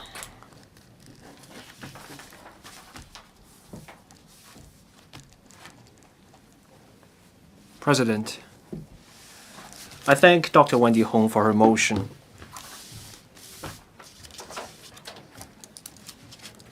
Because her motion provides a great opportunity for us to discuss the Northern Metropolis. The NM means much not just for our future, but it also has to do with our integration into national development and achieve sustained prosperity. In February this year, Director Sha Balong of the Hong Kong and Macau Affairs Office came to Hong Kong and urged us to seek reform and break new ground. He also set out clear directions for the NM. In 2023, the Northern Metropolis Action Agenda came out. That agenda set out the priority areas. There was also mention of the critical infrastructure. Many challenges remain ahead for the NM. We have resumed roughly 400 hectares of private land, but that's only a tenth of the overall land involved. We should move faster in the overall development. To speed things up, from the second half of this year to next year, there will be 3 land parcels as pilot sites. The tendering will happen in the second half of this year or the first half of next year. That will shorten things by 1 or 2 years, and that's a significant step. I very much support this tendering proposal, and I welcome the government's willingness to adopt new measures to speed up the Northern Metropolis's development. As we all know, Hangzhou stands out in its INT development. In Hangzhou, the approach is to team up with universities, leading industries, apartments, and also towns where dreams come true. They have industry parks. They also have incubators for tech startups. So there you have tech talent and industries coming together. For the Northern Metropolis, we have such a layout. For us, we should become an international INT center. We need the hardware, the infrastructure. Planning in those regards matters. Still, we should be fostering deep integration of industry research and academia. Now, for the NM to succeed, we will need plans to attract investment. We should invite businesses with potential to come here. For that, we should get local universities and the local industry involved. We need a mechanism for research, academia, and industry to work together so that when our UNITANG and INT cluster are in place, we can achieve seamless transition, and that can save time and costs in sorting out teething issues, and that can truly achieve synergy in research, academia, and industry. For the NM to succeed, we also have to foster smooth cross-boundary flow of people, materials, capital, and data. For those to happen, we will need new mechanisms. Now, we have heard that good news will come soon for the cross-boundary flow of biological samples. And for data, let's talk to the mainland and let's hope that we can achieve something positive for everyone. Under one country, two systems, we should make good use of our system and resources. Developing the Northern Metropolis will strengthen Hong Kong's competitiveness in scientific research and development. But the transformation of R&D should not overlook the bright prospect of the mainland market. So we should be fostering research in Hong Kong, mass production in the GBA, the national market, and financing involving the global market. That way, we can integrate R&D and industrialization. I so submit. Dr. Tan Yuan. Thank you, President. The Northern Metropolis will be the vital engine for Hong Kong's growth in the next 2 to 3 decades. We will have R&D, logistics, etc. in the NM. We need diversification to inject greater vitality so that we can achieve this new industrial layout of finance in the south and our INT in the north. And we can also foster the synergistic development in the GBA. And that would be a profound step for people's lives. I thank Dr. Wendy Hong for her motion so that we can have a discussion and share our thoughts. I support the idea that we need new mechanisms and institutions. We need reform in areas such as cross-boundary flow of financial elements. We should be cutting red tape in taking forward the NM. The motion calls for the creation of the Northern Metropolis Authority. That would call for more in-depth study and deliberations. We should proceed with care. Do we really want to set up an authority? There may be divergent views on this point. I want to share some thoughts of mine.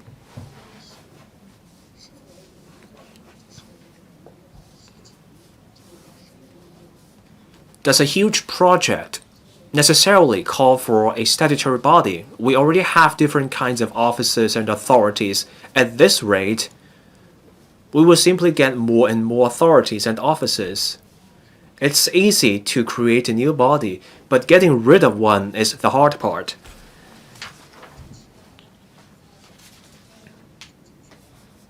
We already have the Development Bureau and other development and other bureaus. They are already tasked with taking forward the Northern Metropolis. Besides, taking forward the NM should be a government-wide effort. The chief executive is on the task. The CE puts the NM first, and he will be mobilizing all resources to take forward the project.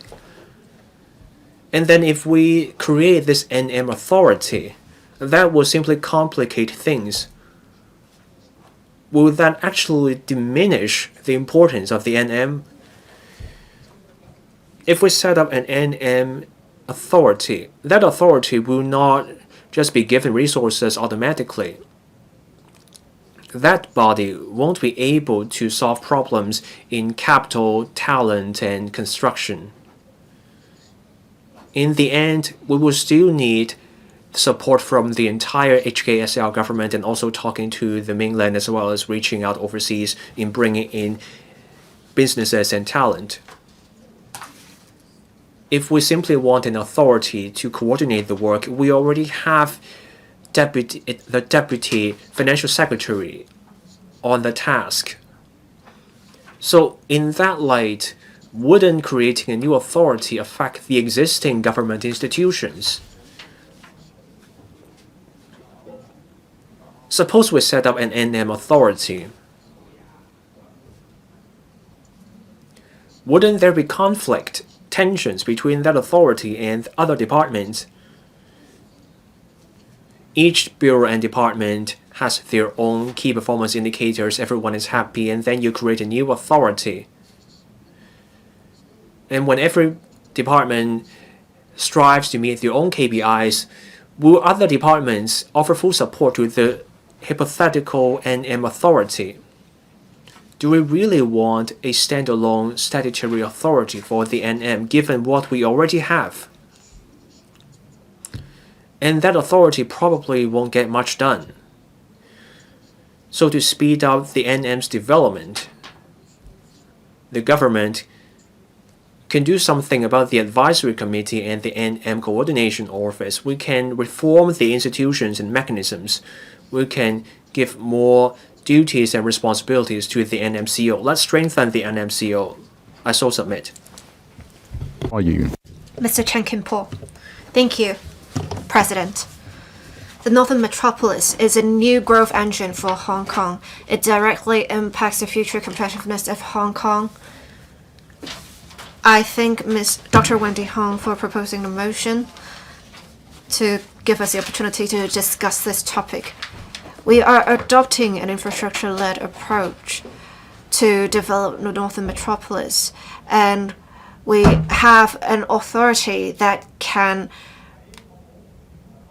have the red tapes ignored when developing Northern Metropolis. We should consider any policy that can help us move faster.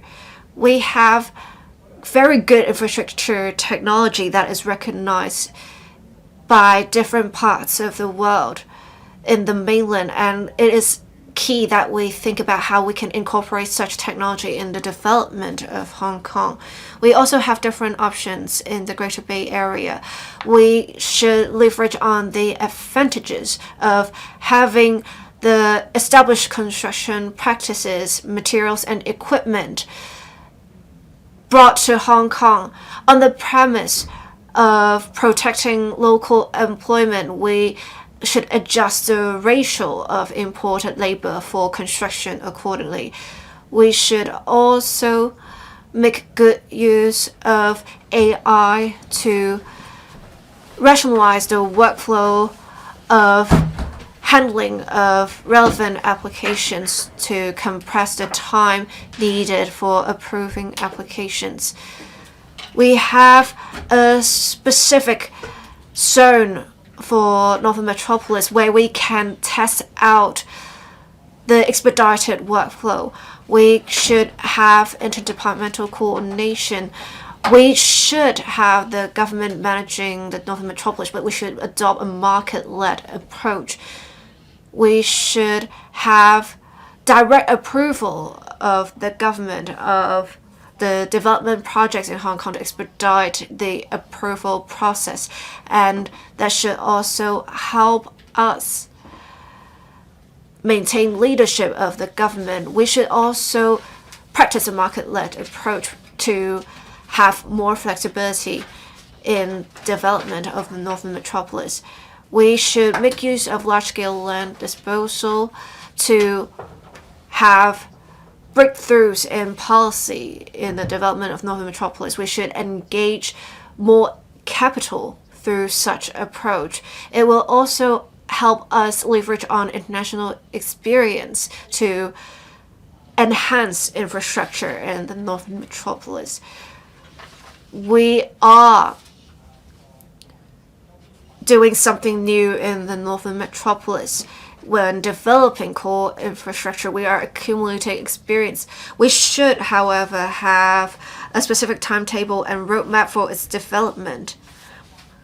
I think the key to success here is about implementation. We need to have a dedicated department to coordinate the different government departments so that we can realize the vision of cutting through the red tape.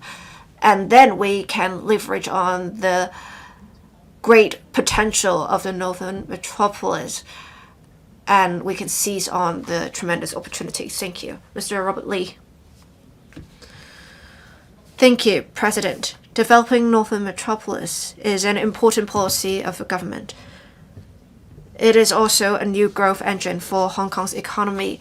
According to the Northern Metropolis Action Agenda 2023, there are 4 core development zones. We need interdepartmental coordination to develop the Northern Metropolis because many departments are involved. I have the following suggestions for the development of the Northern Metropolis. We should have the government monitor the implementation of key projects of the Northern Metropolis, especially in the key sectors of Hong Kong such as finance and INT, so as to create synergy and expedite the process. Does the government have any plans to have a high-level body to coordinate the management work? Whether this is necessary, I think we should be prudent. And we have, for the West Kowloon Cultural District Authority, responsible for the management of the West Kowloon Cultural District. We have members on the board of the authority from different backgrounds. We have also have the NMCO to be reformed to enhance efficiency in administration. I have reservations about that proposal. I think there are different options and the government can explore the different options so that we can remove the red tape and move ahead with the development of the Northern Metropolis. We have an infrastructure-led approach with the development of Northern Metropolis. For the key land parcels of the Northern Metropolis, we should combine that into one large project, and we should make use of securitization for financing so that we can lower the costs on the government. We should also actively attract businesses to come to Hong Kong to settle in the Northern Metropolis so that we can be an INT center. We have particular Article 1880C. We also have the Tech Express. While we're trying to attract more tech companies to come to Hong Kong to list, we should also have some policy restrictions relaxed so that we can have a green channel for these tech enterprises to work with tertiary institutions as well as to collaborate with different enterprises so that we can have more tech enterprises settle in Hong Kong. We should also try to incorporate national policy in the development of Northern Metropolis. We should work with mainland authorities so that we can set up the different zones for tech enterprises of the Bay Area. Actually, not just Guangdong in general. We should have resources from different parts of the country come to the Northern Metropolis. We should explore different options to coordinate different needs of Hong Kong. We should leverage on the financial advantages of Hong Kong so as to attract more enterprises to come to Hong Kong so that we can develop Northern Metropolis into an INT center. Thank you. Mr. Jeffrey Lam. We have had the current term office take office, and they have been actively moving forward with the development of the Northern Metropolis. There are 4 development zones in the Northern Metropolis, and we already have somewhat of a roadmap. I thank the chief executive for launching the large-scale land disposal model last year so that we have developers taking over the work of development of the Northern Metropolis, and that should expedite the process. Ms. Bernadette Lin said earlier that we have 3 pilot areas of large-scale land disposal, and 2 of them are to be tendered. We are moving fast with development of the Northern Metropolis. Investors are very smart. Investors work just like entrepreneurs. They are calculating the benefits and costs and risks. If you want to attract the investors, you have to instill confidence in them. There is great potential of the Northern Metropolis project. But how can we instill even more confidence in them, in the Northern Metropolis project? Is to have comprehensive plans and a vision. We shouldn't only talk about the projects to be undertaken or the roadmap or the timetable. We need to have clear delineation of which lots can have the private developers involved. Before determining the plans for the Northern Metropolis, investors should be told about the plans of the different lots in the Northern Metropolis, where the core infrastructure is, where the roads are. That would instill confidence in investors.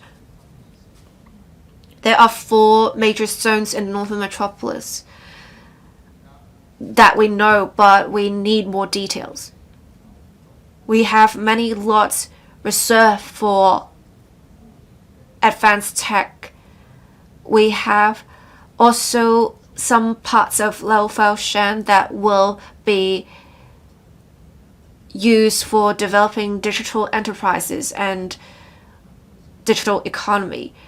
The government has also heeded feedback to no longer go ahead with the original plans of Sandy Ridge. Instead, they will use it for development of INT. The positioning and the priority of land development, such information will be very useful to investors. It would also facilitate their planning. The government should also listen to stakeholders' feedback to improve their plans. In order to realize the vision of development of the Northern Metropolis, we need a 2-pronged approach. We need to remove restrictions for developing infrastructure. We should also have a single window for coordination. I urge the government to set up a specific office for coordinating the projects in the Northern Metropolis and attracting business and investment, and coordinate the relevant resources allocation. We need to make Northern Metropolis more attractive as well. We should be more flexible with our land arrangements. There should also be innovative financing arrangements. If one chooses to settle in the Northern Metropolis, you should provide some concessions, such as a 5-year tax concession for profits tax and various other concessions. We should also have some rent concessions with tax incentives. We should be able to enhance attractiveness of the Northern Metropolis to large enterprises for them to settle in the Northern Metropolis. They have great potential, as we often say. If we work together, we'll achieve great results. We should be able to realize the vision of Northern Metropolis when we work together. Thank you. Mr. Chen Xiu-hong. President, I thank Dr. Wendy Hong for moving the motion so that we have a discussion today on expediting the development of Northern Metropolis. This is a key strategy for Hong Kong to integrate with the development plan of our country and to enhance our competitiveness. According to the action plan promulgated in 2023, there are 4 major zones, namely the high-end professional Services and Logistics Hub, Innovation and Technology Hub, Boundary Commerce and Industry Zone, as well as the Blue and Green Recreation, Tourism and Conservation Circle. It is the government's vision to develop land under the industry-driven and infrastructure-led approach as its key development axle to take forward development in Northern Metropolis so as to address housing demand and striking a balance. This will also be an area of quality living and industrial development so that we have a new growth engine for the economy and a synergistic development with the Greater Bay Area. In the 1990s, Hong Kong had this so-called the Rose Garden project involving the airport. However, in terms of the scale of development and the tenant, there are differences. For the Rose Garden, the philosophy is to complete the construction of infrastructure before inviting businesses to set up presence there. Whereas for Northern Metropolis, we take an industry-driven and infrastructure-led approach. Supporting facilities will be provided, and that involves the decision-making process of the highest echelon across bureau, as well as resource allocation problems. Now, for the airport core project, the airport authority and the MTRCL were in charge of the construction. Now, the former is a government fully owned government statutory body, whereas the latter is a government fully owned statutory company set up under the MTR ordinance. These two pieces of legislation were enacted with exemptions relating to the construction of and operation of railways and other related works. The building authority may grant exemptions for these two authorities to undertake works of a special nature. So the exemption clauses only related to the construction of the airport and the relevant railway line. For these two authorities, they had a very different development model. The focus was on public infrastructure and not on the industry layout of the area as well as attracting businesses.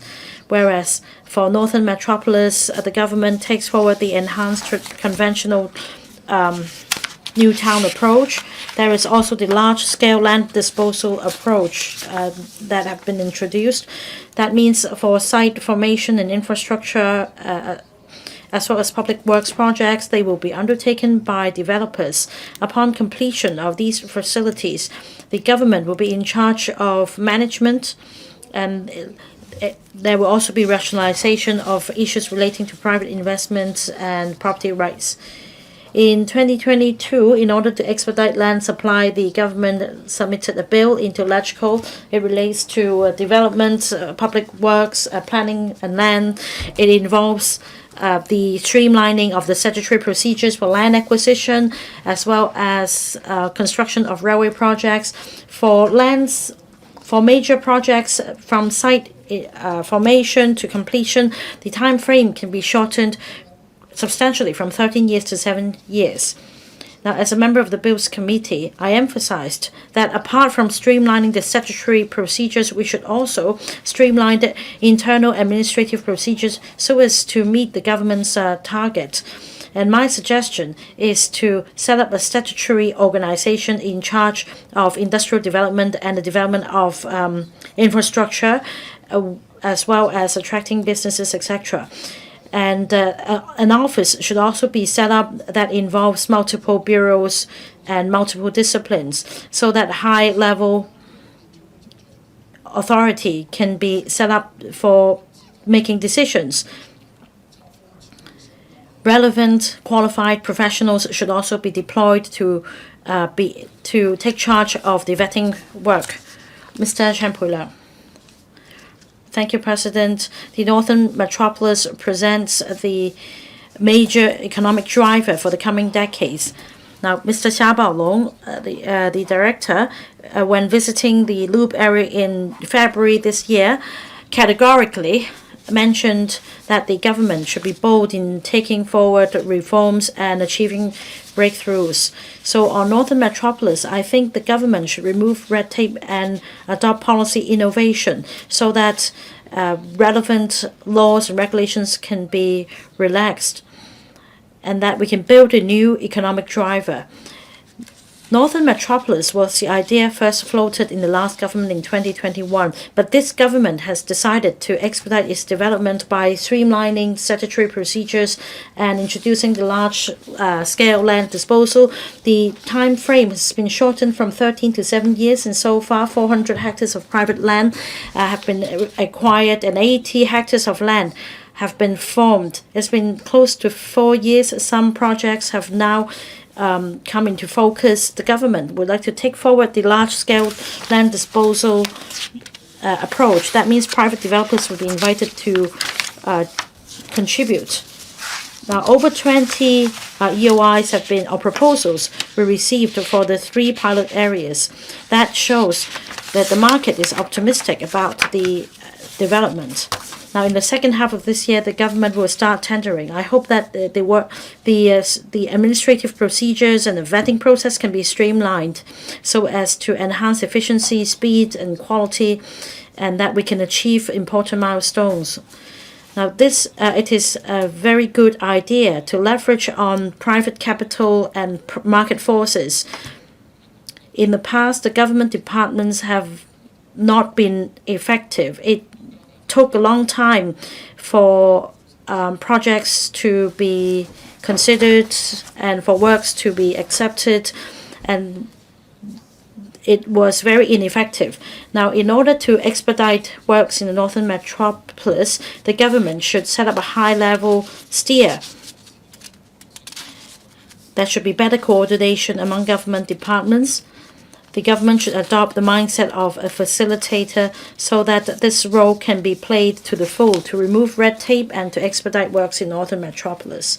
Now, there are different industries that will set up presence in the Northern Metropolis, including I&T, life tech, and health tech, etc. At the moment, a number of key life and health tech firms have set up presence in Hong Kong. Last year, the Greater Bay Area International Clinical Institute was also set up in the Loop to provide a one-stop clinical trial platform for R&D activities. The government should continue to enhance our competitiveness through tax concessions and industrial policies so as to attract the top-notch healthcare talents and enterprises to come to Hong Kong and to further build Hong Kong into an innovative medical hub in Asia. Apart from health tech, Northern Metropolis should also develop high-end technology. For example, in Shantin Technopole, 2 hectares of land have been set aside for healthcare facilities and for the development of a private hospital. Now that the income level in the mainland is higher, they have a stronger awareness of of people's health. So Hong Kong has the potential to meet this demand. The other point is about the Northern Metropolis University town. It's very crucial to Hong Kong's development into an international education hub. At least 80 hectares of land have been set aside for this purpose. The government should give incentives. For example, nominal land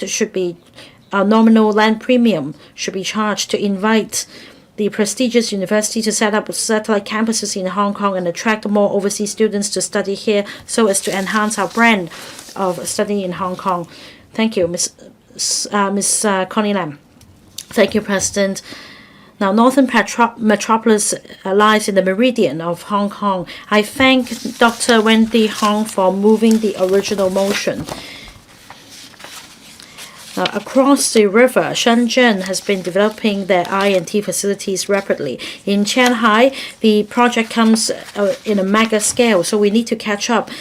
The chief executive mentioned that the Northern Metropolis will be the major economic driver for Hong Kong. I fully agree with him. This is a chance for us to undergo upgrading and transformation. In Shanghai, Shenzhen, as late as 10 at night, we still see autonomous buses plying the streets. Everywhere is so well lit. As for TIEN, Technopole, we don't have talents, we don't have technology there because of red tape. If we want to change the land use, we need to go through go to different departments for approval, and we will be losing out not to Singapore but to our own red tape. We need to have better coordination. The motion proposes setting up the Northern Metropolis Core Area Authority. This is exactly the perfect solution to the problem. From land use to public works, we need to achieve breakthroughs with better coordination. That means we need to streamline statutory and administrative procedures. As for public transport infrastructure, we are also lagging behind. For example, for Northern Link, it was first floated in 2004, but it won't be completed until 2034. That means 30 years in waiting. Even for the phase 2 of Northern Link, it won't be completed until much later. There is a need to build Park Shek Kok station near Science Park so as to enhance connectivity to TIEN Technopole. There is a need to build this station, but it takes 11 years to get the projects to be approved and the funds to become available. We need to work quicker. As for the Northern Metropolis development, we need to attract talents. We need to make it a real hub. Because if you ask the general public, they may not have an idea what the Northern Metropolis actually means. Now, the government would like to develop the Northern Metropolis University town. If you ask any local whether they'd like to live in the Northern Metropolis, I don't think you will receive more than a lukewarm response, because apart from office buildings, you need to have markets, you need to have community facilities so as to build a community there. So apart from planning for major facilities, we need to place emphasis on building a living circle. It's not just a place for work or for industrial developments. It's not just about connecting the place so that people can have transport services as they knock off. It's about attracting people to spend time there and have a good time there. That means we need to have a good community with proper hardware and software. There should be more small shops with unique characteristics.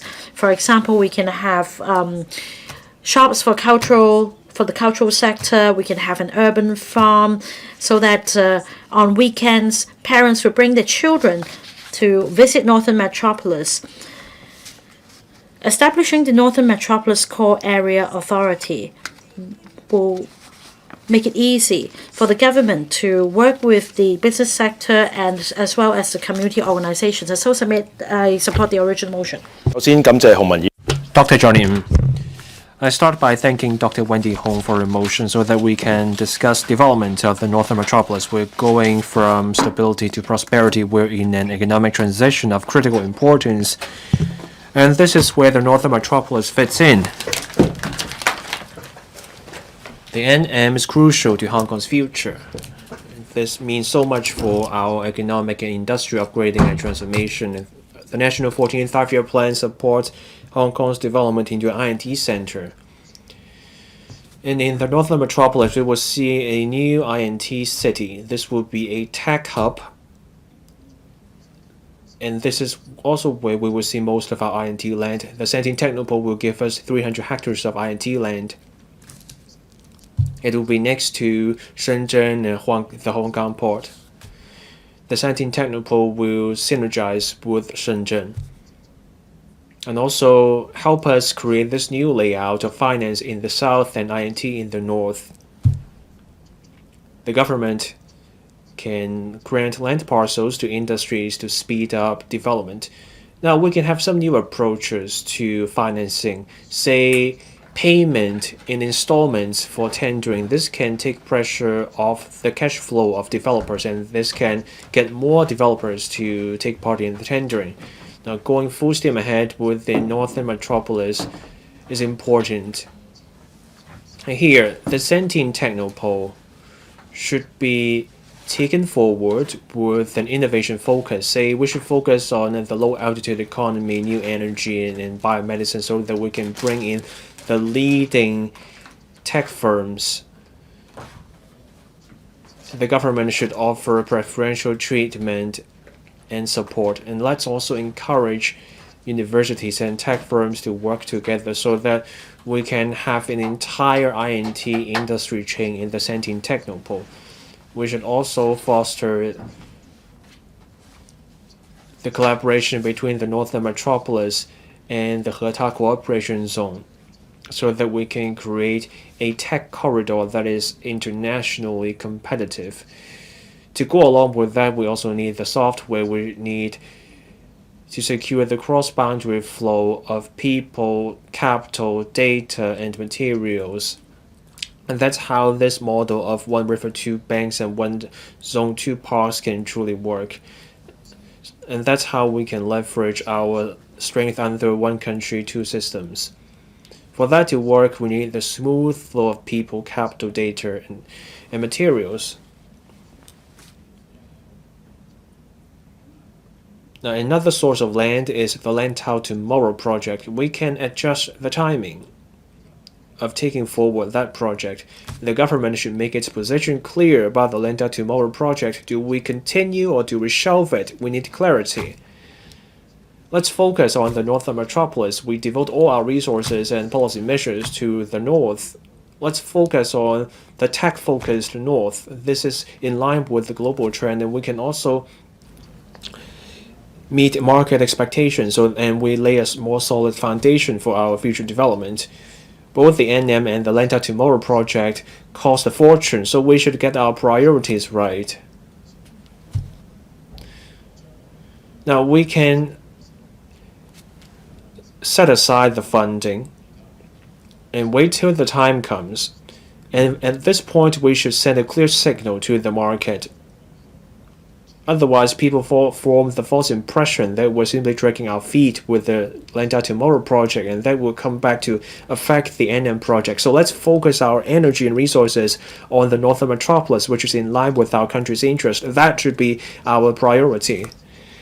In this new era, we need new thinking and move faster with the Northern Metropolis. We need a more diversified development model. Let's cut the red tape, develop new quality productive forces, focus on the economy, and deliver for the people and integrate into the national development. Mr. Brave Chan. Thank you, President. Now, I want to say that we should move even faster and do everything we can to take forward the Northern Metropolis. I also thank Dr. Wendy Hong for her motion and all the members who moved the respective amendments to this motion so that we can have an in-depth discussion about the topic.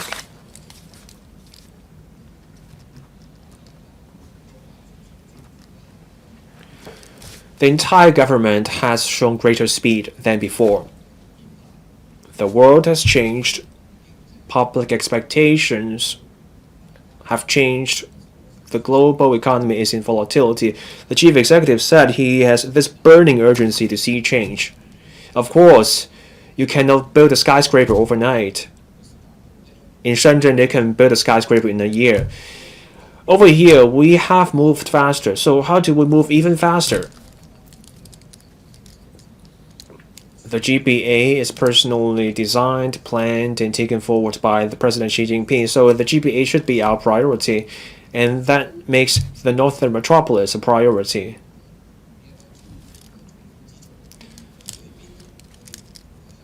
Given the importance of the NM and the remarks from Director Xiaobolong that the NM is crucial to people's well-being and will also be a source of opportunities and the future of Hong Kong. So how do we refine the work? How do we go faster?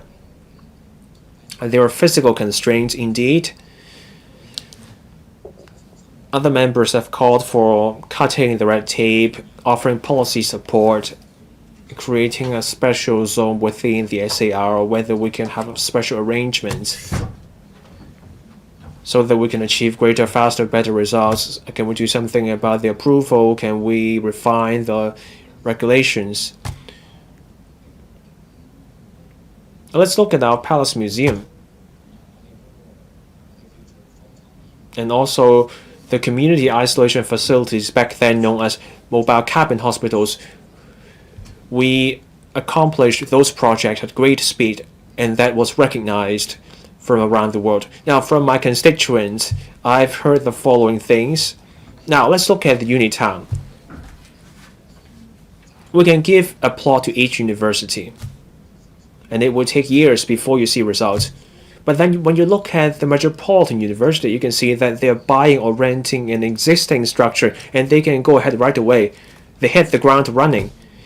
Now, the US is persecuting non-white professors and students. Our universities can invite those students to come over right away. So can we find an idle site in the urban center? Can we put an operation in the city center? Once that operation takes shape and the Northern Metropolis proceeds in parallel, and then we move the operation back to the north. So that's one way to go even faster given these extraordinary times. 85 enterprises have signed expressions of interest, 35 companies have signed an agreement, and more than $100 billion will be coming in the way of investment. So we should be proceeding in such a way that the Northern Metropolis goes ahead, full steam ahead, while we generate returns in parallel. We'll bring in top-notch talent. That incoming top-notch talent should go hand in hand with the local talent to create new value. Now, for the Northern Metropolis, let's also work with Shenzhen and the rest of the GBA so that we complement each other. Those cities have their own strengths. Can we turn everything into an entire package? Can we bring those strengths to our Northern Metropolis? Different things can go ahead in parallel. Look at the housing authority. They build estates. You can finish one project before you move on to the next, but that's linear thinking. Instead, can we think about how we can proceed in parallel? You find 10 companies taking forward 10 projects in tandem. So, over the same time frame, you see 10 projects completed and you can see results. So let's free our minds and think of new ideas. I so submit. Mr. Tony Tse.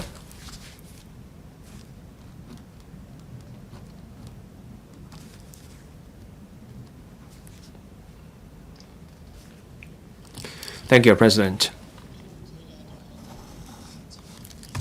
The Northern Metropolis is of crucial importance to Hong Kong's future. That would be a source of housing, a place for education, innovation and technology and logistics. The NM will also foster integration between Hong Kong and Shenzhen and help Hong Kong integrate into national development. We have a huge fiscal deficit.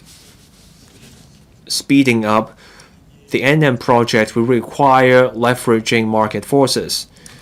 But then, because of uncertainties, external and internal, many businesses are taking a wait-and-see approach, shoring up investor confidence so that they take part in the NM project will be vital. On different occasions, I have discussed how we can move faster with the Northern Metropolis. I've shared some thoughts. We should take bold steps in land use policies. We want to guard against overregulation. Let's look at our outline zoning plans and land leases from recent years. There are onerous restrictions over the plot ratio. There was a time when some people argued for regulation over the materials and color of the facade of a building. The market evolves rapidly. New needs emerge. Light industry used to be the rage, and then commercial use took its place. Now we need land for industrial development. The market changes, so building owners want to change the land use, they will have to negotiate with the government over the premium. And they also have to talk to the TPB about land use, and they're not sure whether they get the approval in the end. And that hurts the initiative of investors. Now, on land premium, we should have regard to the market conditions. We should allow payment of premium in installments. Let's create a system for the government to share the risks with the investors. And we should have a profit-sharing system. When the market slows down, land sale revenue falls or land sale fails, that may hurt the Northern Metropolis's development. We can avoid those problems. This approach can also apply to other projects beyond the NM. Now, on creating a standalone authority and enacting a dedicated ordinance, I think these ideas are well intended. But when you look at the roles and responsibilities and the names, several members have put forward amendments. Now, I'm from the landscaping and architecture sector. I've heard similar views from my own industry. I've heard worries. You have one more authority, an extra ordinance, that may do little to speed up the project, and that may end up backfiring.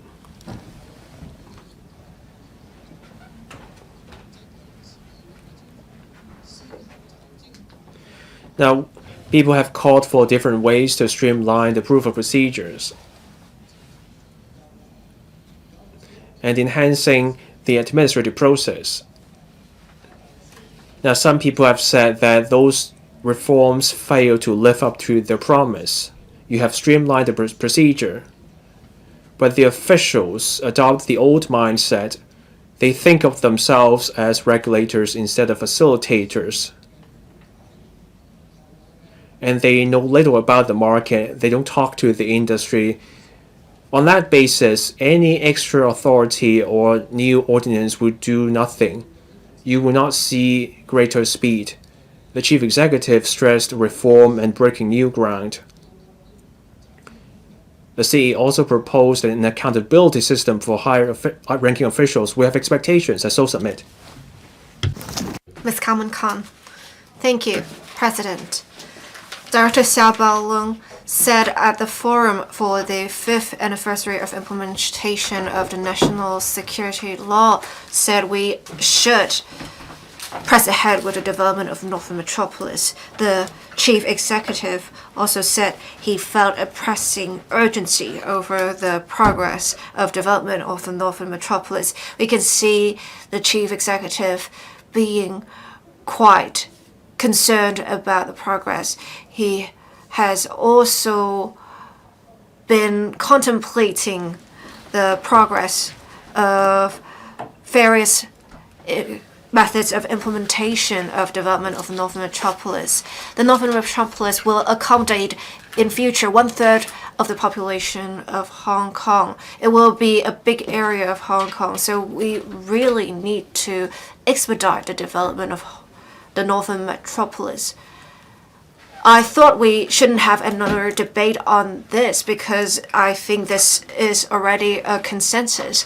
But let me express my views anyway.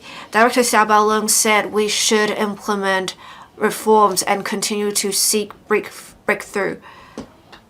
But does the government and the NMCO know what barriers we are to break through? I look forward to hearing from the Development Bureau, the Secretary for Development, on this. We have various statutory bodies of Hong Kong. We have Airport Authority, the Hospital Authority, and the West Kowloon Cultural District Authority. It is not the case that we should have something of the same scale for the Northern Metropolis. It's unrealistic that we have a specific body to manage the Northern Metropolis because the scale is much larger.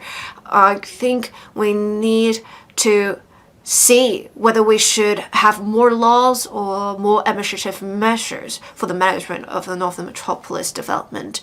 We also need to have more innovative financing arrangements for development of Northern Metropolis. We already have a committee for the financing of major projects. We are looking into different options, issuing bonds or some new innovative development models to alleviate the cash flow burden on the government. And we also have raised the $700 billion debt limit of the government that will help us better leverage on market forces. We need to flesh out the Northern Metropolis Action Agenda 2023 more in order to attract more market investment. We should let them know what we are going to do in the Northern Metropolis. We should have a specific team for attracting businesses and investment to formulate strategies for attracting investment. We should also provide various concessions and some facilitation measures to have some enterprises settle in the Northern Metropolis. We have already received 22 expressions of interest for large-scale land disposal, and by the end of the year, we should have 1 or 2 pilot areas put up for tender for large-scale land disposal. So we should try to gauge market interest to see how they want to work with the government and what would make them want to invest in Northern Metropolis. We should also enhance collaboration with different stakeholders. Since we have a positioning for the Northern Metropolis for INT, we should work specifically with mainland authorities. We should have, like the model of the Health Bureau, we have one healthcare institution per core district so that we have the same for INT, and we should also align our institutions with that of the GB in general. We should also have specific reform zones to take forward reform proposals. It's just like what we have for the Hotel Cooperation Zone so that we have better cooperation on the two sides. Thank you. Mr. Benson, look. I thank Dr. Wendy Hong for proposing the original motion on development of the Northern Metropolis. I also thank III.Members for proposing amendments. Northern Metropolis is 1/3 the size of Hong Kong, and we are to have 4 major development zones in the Northern Metropolis. In 2027, the land resumption procedure should begin. The development will take place over 10 odd years, and it will become a major growth engine for Hong Kong. The chief executive expressed pressing urgency over the development progress of the Northern Metropolis, and I believe many senior government officials feel the same. On behalf of the BPA, I have 4 suggestions for the administration's consideration. We should refer to the practice of the DOO of the Development Bureau before that. We should have coordination among departments. There should be different deadlines set, and we should have reporting arrangements set.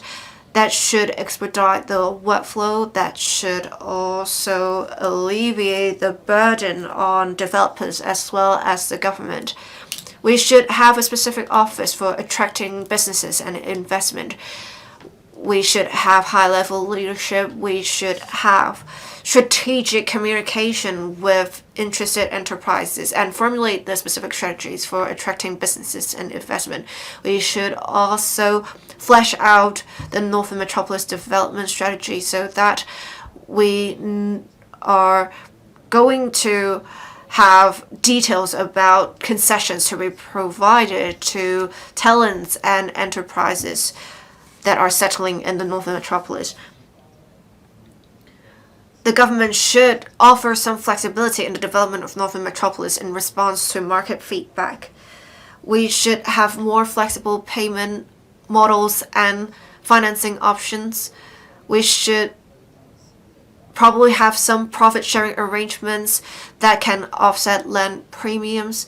We should also allow developers to transfer some of the lots they have to other developers so as to alleviate the financial burden on these specific developers and offer some flexibility to them.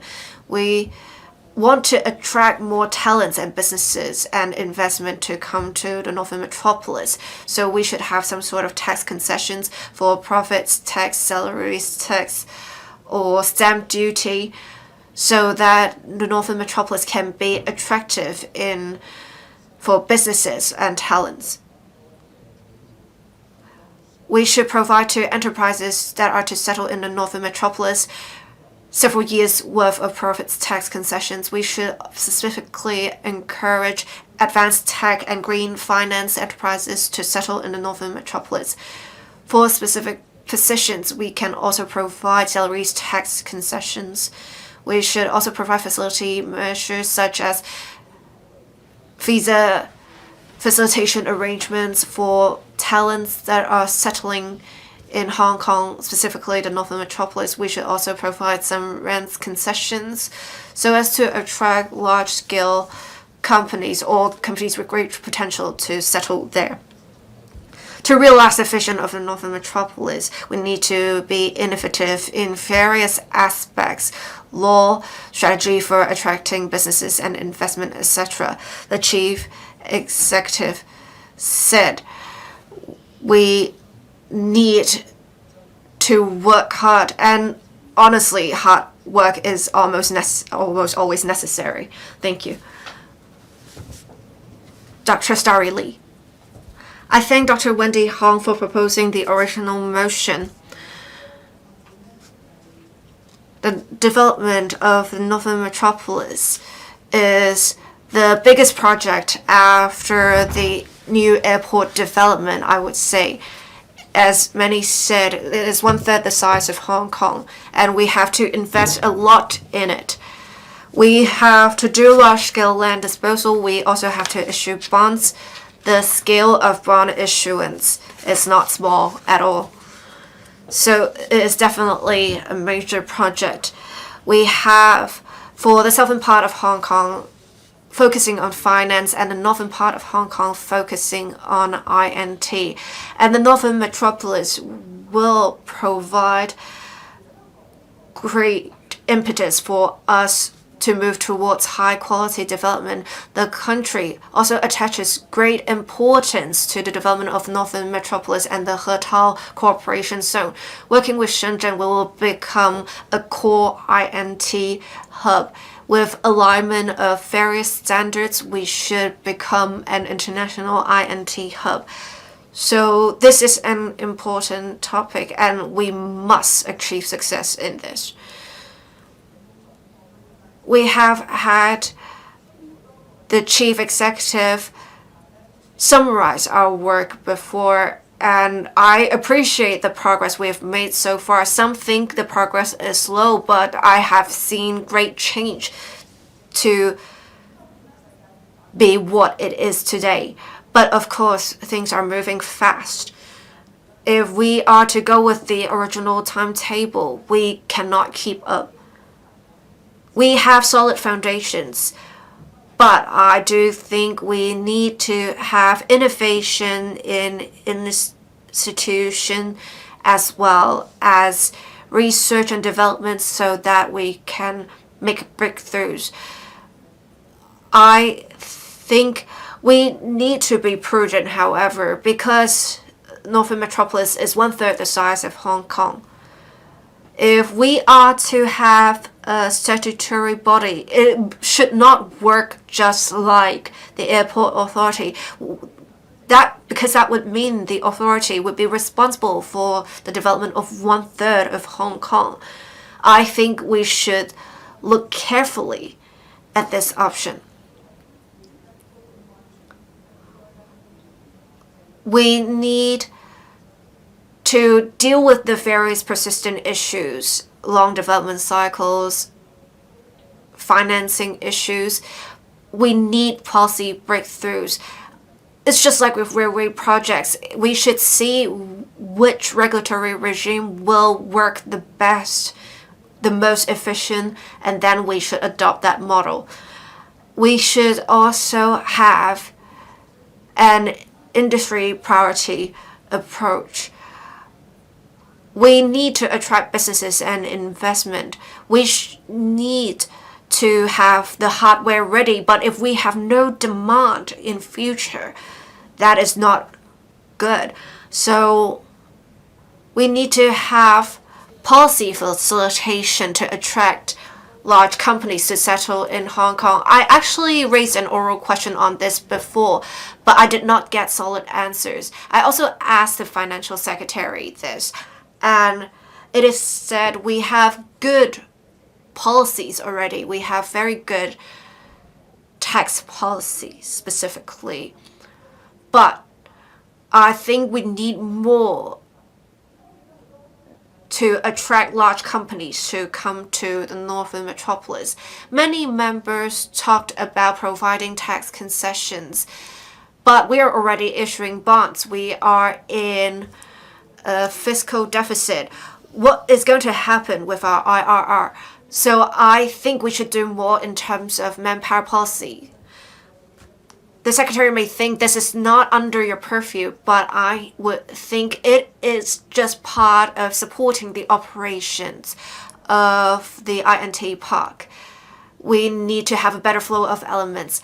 Lastly, we need to prioritize the development of the university town. There is great demand there.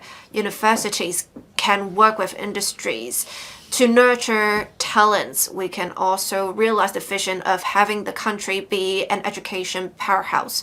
So I think we should prioritize the development of the university town. Mr. Perry Yu. Thank you, President. I thank Dr. Wendy Hong for moving today's motion.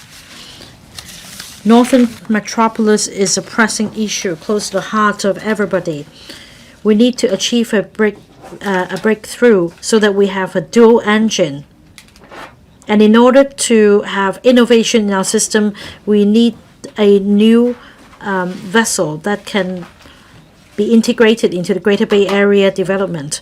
Now, the action plan was promulgated in 2023. It sets out the 4 major zones for Northern Metropolis. Of course, we need to work on all the zones, but in particular, I'd like to speak on blue and green recreation, tourism, and conservation circle. Other infrastructure projects may take time, but we can push ahead with the development of tourism facilities so that we have short, medium to long-term goals. In fact, we can leverage on existing resources so as to develop tourism products and build more tourist attractions. Now, my concern is about tourism in Northern Metropolis. In order to build a tourism and conservation circle, as well as blue and green recreation circle, we need to promote cross-boundary tourism and build a special zone within the special zone. Northern Metropolis is rich in tourism as well as natural resources. For example, Sha-Tao Kok opened up in 2022, and so far we've seen results in the promotion of tourism there. The most unique feature, however, lies in Chong Ying Street, which remains a restricted zone or FCA at the moment. We need to achieve breakthroughs. This is our inherent advantage at the border. We should set up a cooperation zone to allow cross-boundary tourism. A demonstration zone can be set up at Chongying Street with proper management. Group tours can be allowed so that we can push ahead with this idea bit by bit and further expand it to Cat O, Tongping Chao, and that we can have island hopping tours as well. The other breakthrough is about the new boundary checkpoints. We have different BCPs between Hong Kong and Shenzhen. They all have their unique characteristics and forms of transport, and they complement each other. For example, Lok Ma Chau focuses on railway transport, and Heng Yunwai BCP is connected to a highway, so it's the best point for traffic diversion. The Liantang Heng Yunwai has now become a very popular BCP. And against this backdrop, we need to expedite the redevelopment of Sha Tau Kok BCP with the focus being a tourism hub or BCP for tourism, so as to enhance its function. There will be a clear division of work among the BCPs. Now, a study is being conducted, but it won't be completed until much later, whereas across the river in Yantian, they have started 13 redevelopment projects. As for the new Hong Kong port, Shenzhen Railway line number 7 will be connected to our Northern Link, and there will also be an intercity link, so that the BCP can be elevated to a strategic position at the region. The third breakthrough is an infrastructure-led approach. At the moment, we take the airport express to the airport, and this is the major link. The government should plan ahead and provide better transport for connecting to the airport, so as to make it convenient for residents in the Northern Metropolis as well as visitors from the mainland. The 2023 Transport Blueprint was promulgated. It takes forward 2 major directions. So we should plan ahead and connect Yan-O with the airport, and that we can build a corridor, a north-south corridor, and connect the place to Tuen Mun South and the airport island as well. We need to achieve innovation and policy breakthroughs. I hope that the government would cut red tape and show commitment so that we can translate this blueprint into concrete policies that will benefit people. Ms. Doreen Kong, I speak in support of Dr. Wendy Hong's motion. It is a very important motion. It gives us an opportunity to debate on the matter. The Northern Metropolis is a pivotal project that can help Hong Kong integrate into the country's development plan. It occupies 30,000 hectares. It's 1/3 of the total of Hong Kong. At the moment, there are hurdles in relation to the former stage of development, including land formation, land acquisition. There is a bottleneck as far as administrative procedures are concerned. Better coordination is warranted. For example, for Sandy Ridge data center projects, under the current layout, it may not be sufficient to meet the demand. Now, the land acquisition budget will be affected by the falling property prices, especially for commercial properties in Hong Kong. There are also very complex livelihood issues regarding the reprovisioning of operators there. So, for Northern Metropolis, we need to resolve deep-seated conflicts. I have the following suggestions. First, as far as the system is concerned, the Northern Metropolis Coordination Office comes under the Development Bureau. It provides secretariat support, and there is a lack of authority to coordinate among government departments. Now, I actually went to the website, and as I understand, it's just about the overall layout of Northern Metropolis without the nitty-gritty. As far as the law is concerned, the town planning ordinance does not help achieve the breakthrough. As I understand, in resuming brownfield sites in the new territories, the government has run into various problems such as illegal occupation of land and enforcement issues by the planning department and the EPD. There are also other more complex issues relating to financing. For example, developers are worried about the oversupply of land, and property or housing prices will be affected. We need to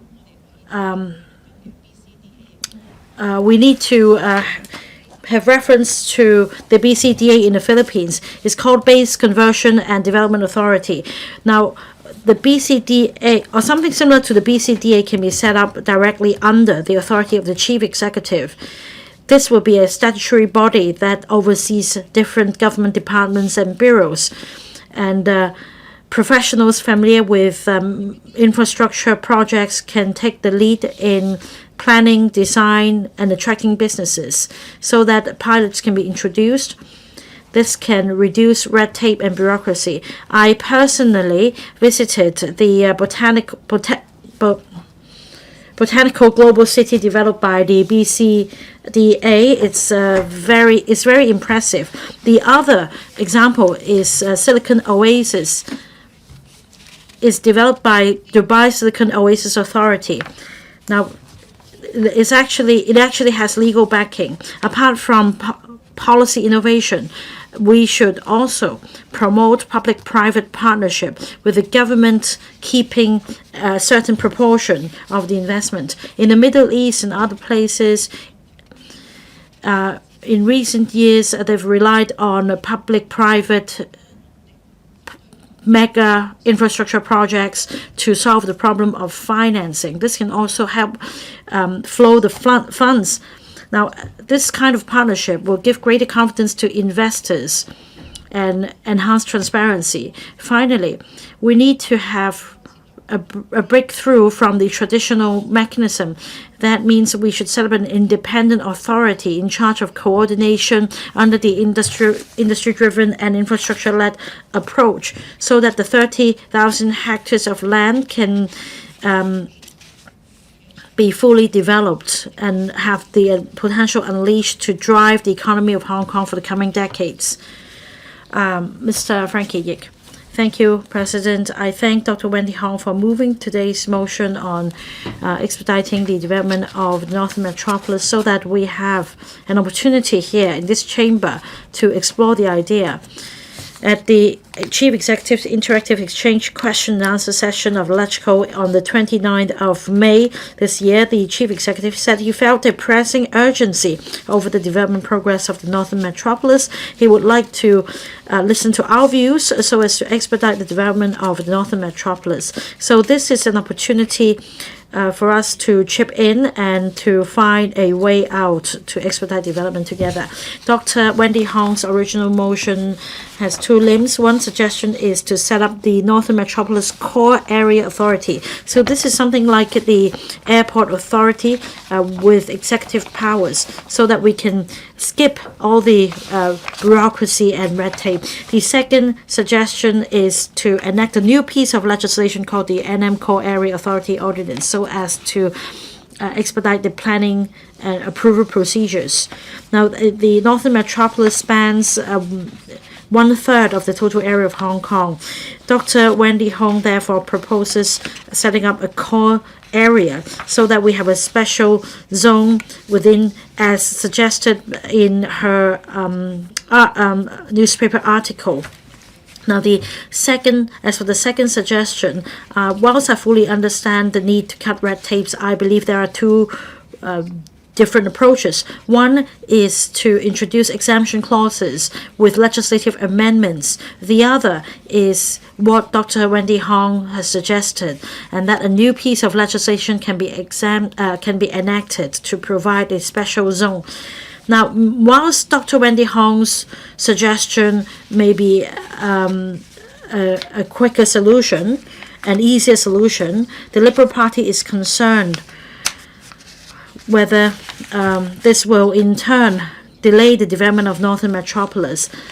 The Liberal Party keeps all options open depending on which way the government goes. As for the other suggestion, that is the Northern Metropolis Core Area Authority, we don't think it's necessary to set up such an authority, only for the purpose of expediting the procedures. Instead, the Coordination Office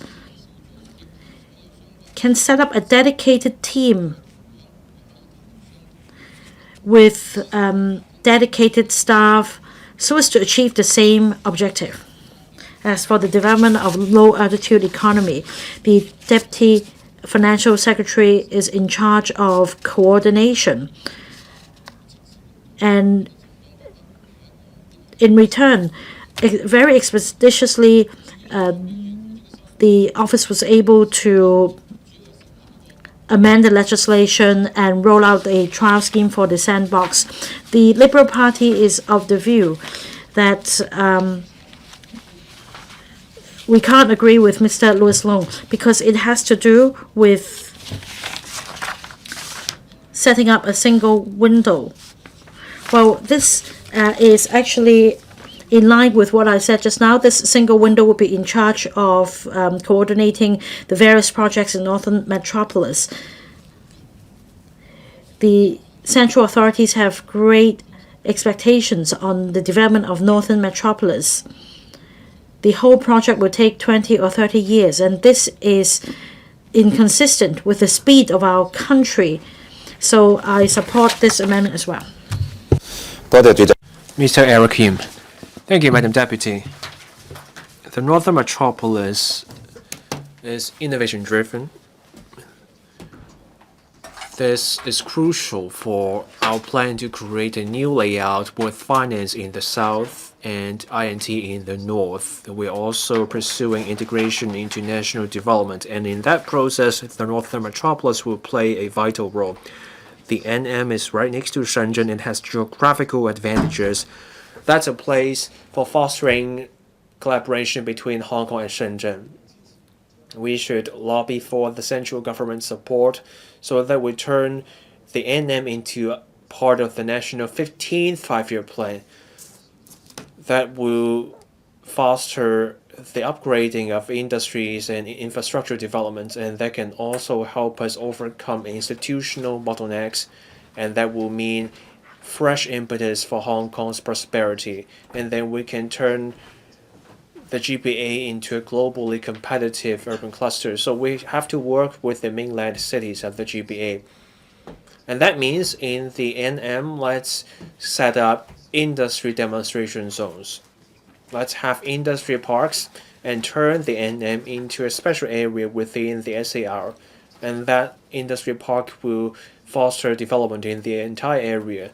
And then in intellectual property and cross-boundary flow of elements, let's align our regulations with the mainland and pilot different arrangements.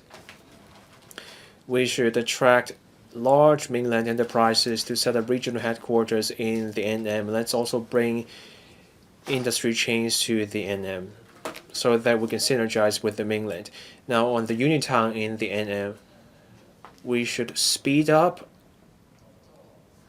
the NM as a place for academic exchange and collaboration. We should create an industry out of this Studying in Hong Kong initiative. Look at the mainland's successful industry parks. In universities get government subsidies.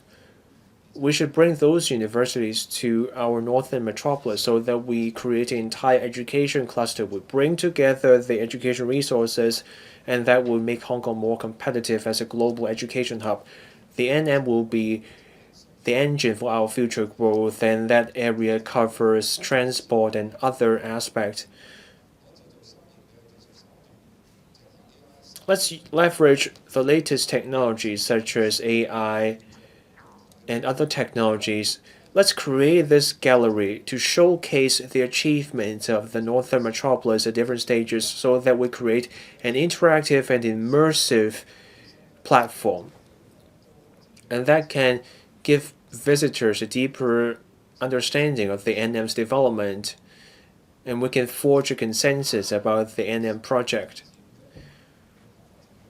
The NM is also a crucial part of Hong Kong's integration into the GBA. We leverage our edge, we focus on frontier research, and then we work with the rest of the GBA so that we have this division of labor with other GBA cities. We work with those cities, we create this new industry chain.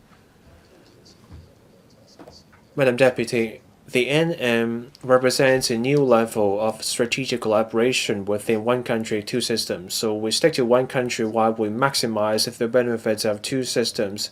And that shows how Hong Kong can serve our country's needs. We can achieve growth, and we can turn the Northern Metropolis into a hub for high-growth industries. I so submit, and I hope different industries in different parts of the community can continue to support the NM so that we lay a solid basis for Hong Kong's high-quality development. Mr. Michael Look.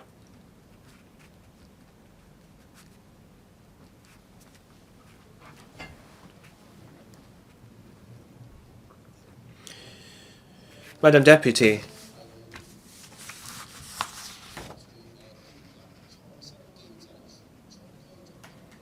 this is Dr. Wendy Hong's motion on establishing innovative institutional mechanisms to move full steam ahead with the development of the core area of the NM.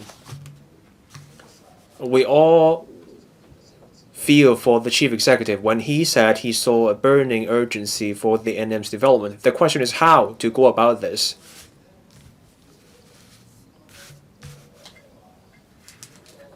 The original motion argues for a statutory authority.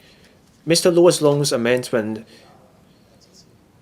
removes the reference. For me, I support Mr. Louis Lung's amendment. In business, you put the customer first.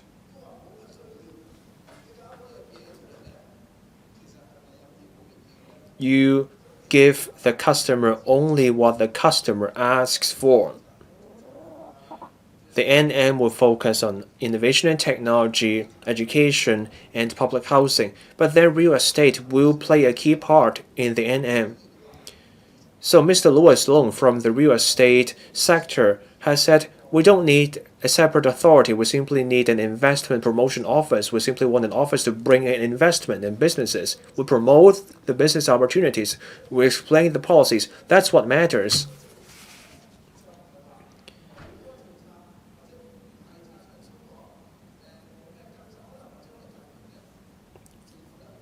With government policies, you often see a pattern.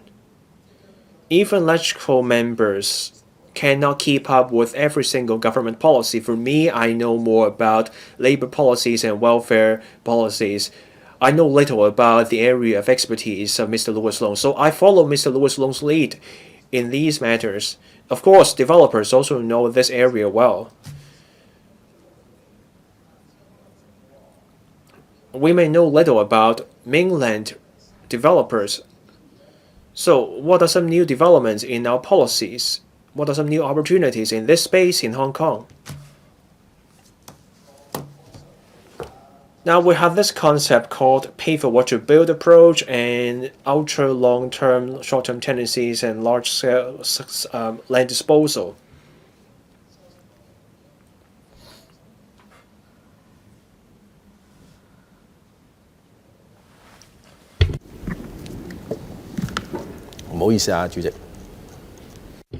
Sorry, bear with me, Madam Deputy. So Mr. Louis Lung argues for an investment promotion office. Creating a new statutory body worries me. If it works out, we get something like the airport authority, but then the airport authority has a very specialized function. Look at the Northern Metropolis. There will be INT, there will be hospitals and public housing. It will be a complex project. Putting a single statutory body on all those tasks will create an extra government. I think that makes little sense in terms of public administration. If you want to start a new policy, you start small. That's our country's approach. if a small policy works, why not go for a territory-wide model? Now look at the Northern Metropolis. It will cover an area that's a third of Hong Kong's size, and the core area will be more than 100 square kilometers.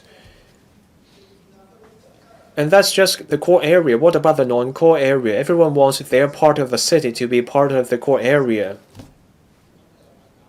And then you can all have an argument over which part counts as the core area. So I have reservations about creating this core area. So for me, I think Mr. Louis Lung's amendment is more realistic. And that means the FTU will support Mr. Louis Lung's amendment, and we will abstain for the other amendments. We support greater speed and efficiency. But then, the last thing we want to see is a bloated structure.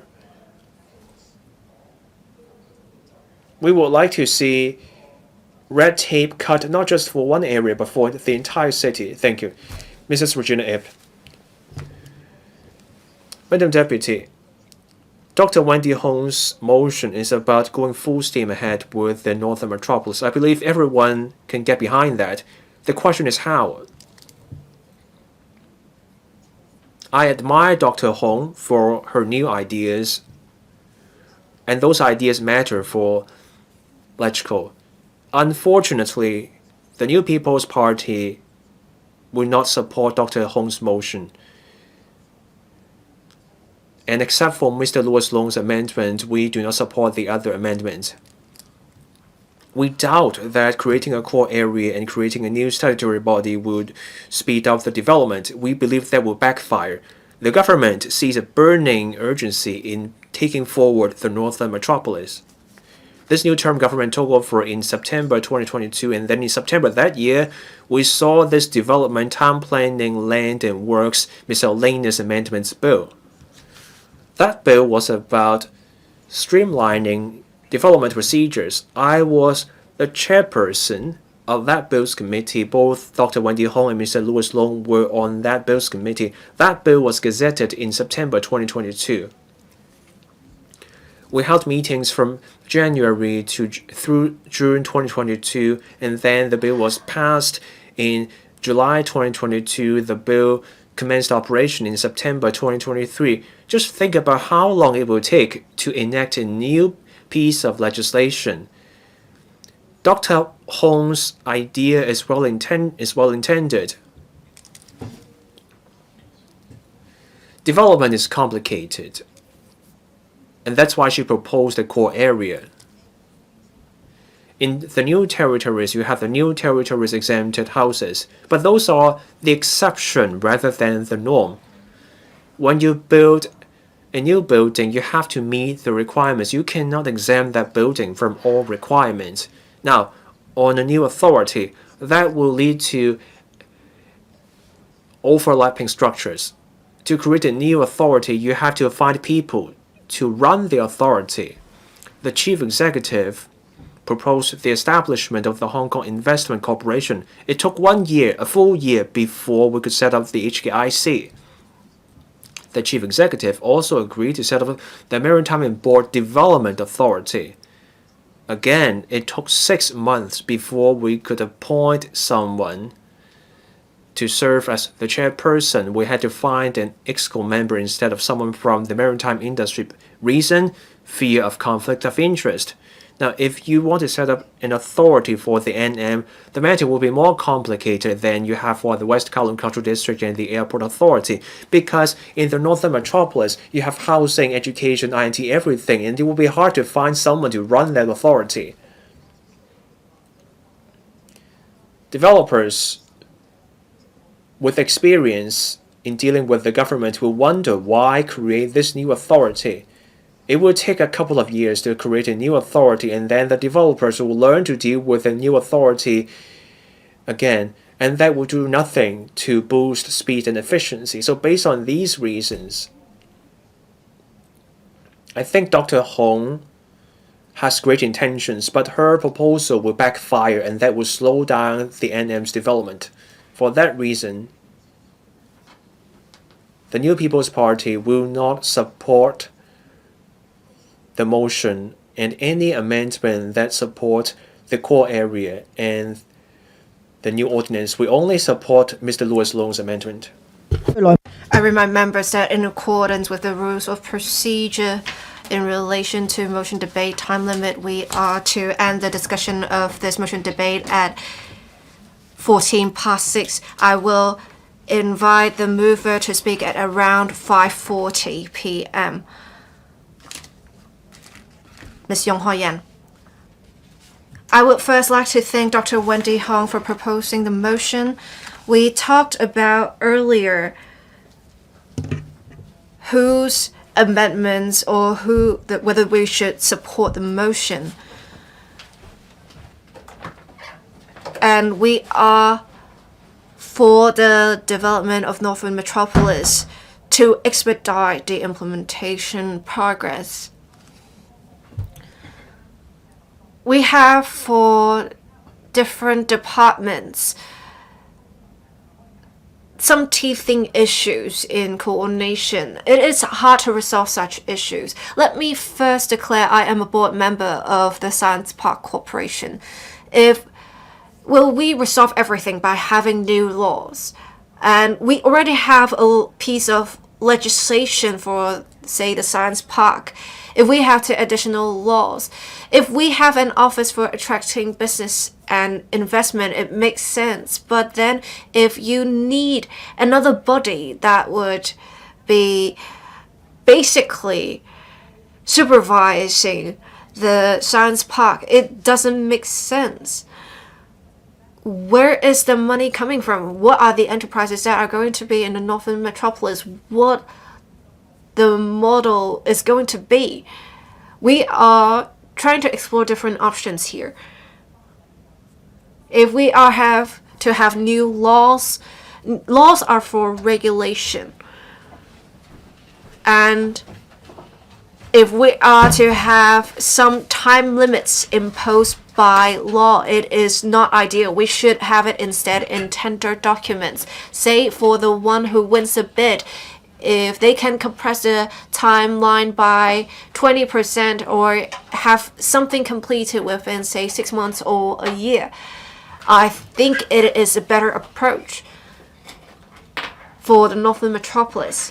But with the Northern Metropolis, it is a vast project. We have the university town, we have various infrastructural projects, we have housing, we have, say, children's playgrounds. We have different facilities under the project. It will be a new metropolis of Hong Kong, essentially. So if we are to have a core area in the Northern Metropolis, what would constitute core? We have education being quite important as well. We are to develop into an international education hub. And we will have a university town in Northern Metropolis. So we need to make sure we are not neglecting any area. We need to take care of the needs of INT, education, as well as residents as well. We should do, as Louis Loong said, a new system. We should have an office for attracting businesses and investment so that we can have a new ecosystem in the Northern Metropolis. We need to think about the strategic positioning of the Northern Metropolis. We should not think of ourselves as just renting space to enterprises or bodies for the development of the Northern Metropolis. We need to take initiative. We need to provide the ancillary facilities, of course. We need to think about housing, schools, transportation network. We have seen issues in New Territories East before, so we need to be proactive. We need to have someone telling people where to put everything, and that we need to see how we can achieve synergy for different sectors in the Northern Metropolis so that we can leverage on the specific advantages of different sectors. So this is a good starting point for us, this motion that has provided us with an opportunity for an in-depth discussion for our vision of the Northern Metropolis. Thank you. Mr. Lai Tong-kwok. Deputy President, the original motion has many different suggestions that we are to designate the core land parcels and key infrastructure projects. We are also to establish the Northern Metropolis Core Area Authority, and we should have a specific ordinance to provide for the establishment of specific institutional mechanisms. It says a lot about Dr. Wendy Hong's vision of development of the Northern Metropolis. Such vision is grand, but we need to think about the actual implementation and what the challenges are. I think the original motion will involve drastic changes to existing institutions. There are drastic changes that may dampen the stability of existing institutions and mechanisms. There are changes with the law, there are changes with institutions. If we are not prudent, there may be something that can go very wrong. And I think we have not had adequate discussions to take forward these changes.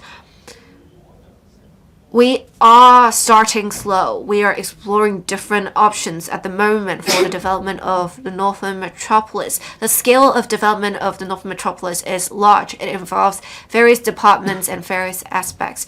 We need to be prudent. We should move slowly so that we are taking steps that are carefully considered.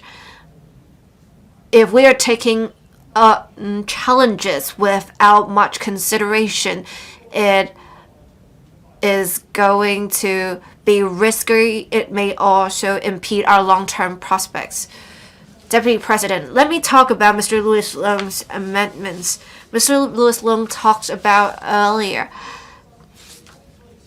It would take time to set up the Northern Metropolis Core Area Authority, and we need to wait until the laws are established. We need to consider the membership, and all these advanced preparations would have already taken many years, perhaps even close to 10 years. Since we are very close to actually taking forward the project of the Northern Metropolis, I think the idea proposed by Dr. Wendy Hong is not exactly feasible. Mr. Louis Leung also talked about how there is a pressing urgency over development progress of the Northern Metropolis, but I think prudency is the key. We need to move forward gradually so that we will not be taking on unnecessary risks, that the development of the Northern Metropolis will be more stable. Mr. Louis Leung also talked about having an investment promotion office established to formulate investment promotion strategies and attract investment and businesses. I think this is a good idea because that would inject vitality into the area. We have seen other members proposing amendments that would flesh out the original motion, but they do not touch on the specific concerns that I have. One, for the establishment of the authority, how can the body achieve synergy with other bodies, and how can we prevent overlapping of efforts? We have not seen any content that would address such challenges in the amendments. I think we need to be prudent, and I think Mr. Leung's amendment is actually more practical and matches what we need at the moment. Northern Metropolis is a long-term project. We need to move things slowly so that we can be sustainable. Thank you. Mr. Dominic Lee. The Northern Metropolis will be a growth engine for Hong Kong in future. It will also help us integrate into national development. It will create new impetus for growth of Hong Kong, providing more opportunities for the future generations. There is a pressing urgency of the development of the Northern Metropolis, of course. So I thank Dr. Wendy Hong for providing us with an opportunity to discuss the relevant subject. Dr. Wendy Hong is someone I respect so much, but I am sorry, as the chairman of the party said, we cannot support the original motion because the ideas raised by Dr. Wendy Hong were to set up a statutory body and to have a specific law for the body. I cannot support that because it is exactly because we need to urgently take forward the project of Northern Metropolis. If we are to have new laws and establish a body, find the members, it would take at least 2 to 3 years. Since we already have such an urgent need to take forward the project, wouldn't it be delaying the work? And there may be overlapping of structures and efforts. I think instead we should improve the existing structure and mechanisms to tap into the potential of these structures and mechanisms. We already have the NMCO. We can perhaps upgrade the NMCO so that they have more coordination power and resources. So that is not just an office under the Development Bureau. It can be a cross-departmental platform. We can have maybe the chief executive lead the office. And it can involve various departments such as the FSTB and TLB and the Development Bureau. If we can have senior government officials from the various bureaus join the office, wouldn't that be better in coordinating the different departments' work? If we can have a one-stop place for investors and developers, that should be more convenient and more effective in lowering the relevant costs in liaison and coordination. Singapore has a particular corporation, a Zhang corporation that was set up in 60s. It has turned Zhang, a neighborhood, into a world-class industrial community, and that they practice the exact same model that I suggested.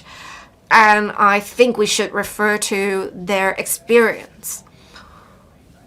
We need to have innovation in promoting INT, but when we talk about being innovative, it does not mean we have to scrap everything we have at the moment.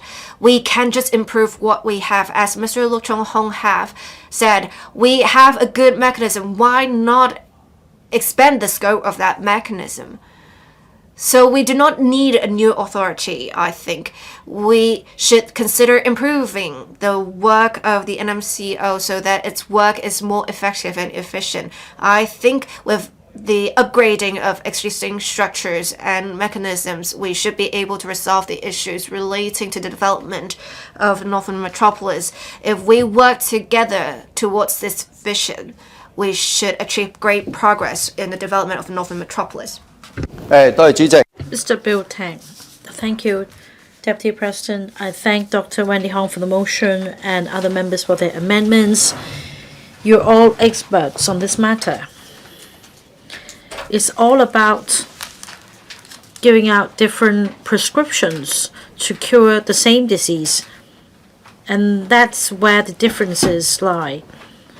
It's one of the many examples of having a wide spectrum in this council. I think Northern Metropolis is very meaningful. We now have a new approach to development. The first key point is that it's industry driven. Now the property market is not faring as well as before, but we must continue with our efforts on land supply. The other point is integration with the Greater Bay Area, especially Shenzhen. And these three are the essential features of Northern Metropolis.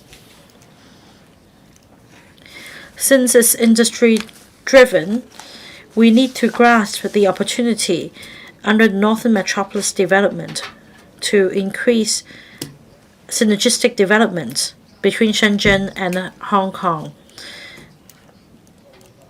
Now, when it comes to land creation or land supply, we can do that through redevelopment and through other developments. But when it comes to industry-driven, we're talking about a new model. Northern Metropolis enjoys the advantage of being closely connected to the Greater Bay Area, and that means that we are going to have policy innovation.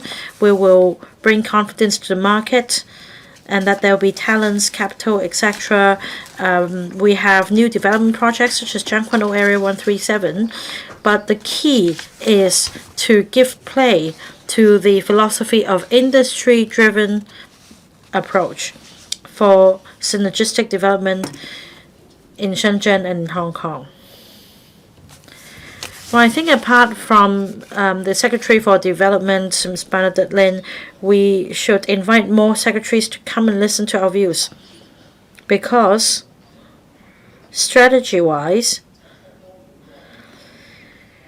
efforts will be made to help enterprises and industries with potential to set up presence in Northern Metropolis. We are not proceeding with development like the City Plaza, but a major development in Northern Metropolis. We need to invite industries and enterprises with a halo effect to set up presence here under the industry-driven approach. We should also promote cooperation between Shenzhen and Hong Kong, and that our efforts will bear fruit eventually.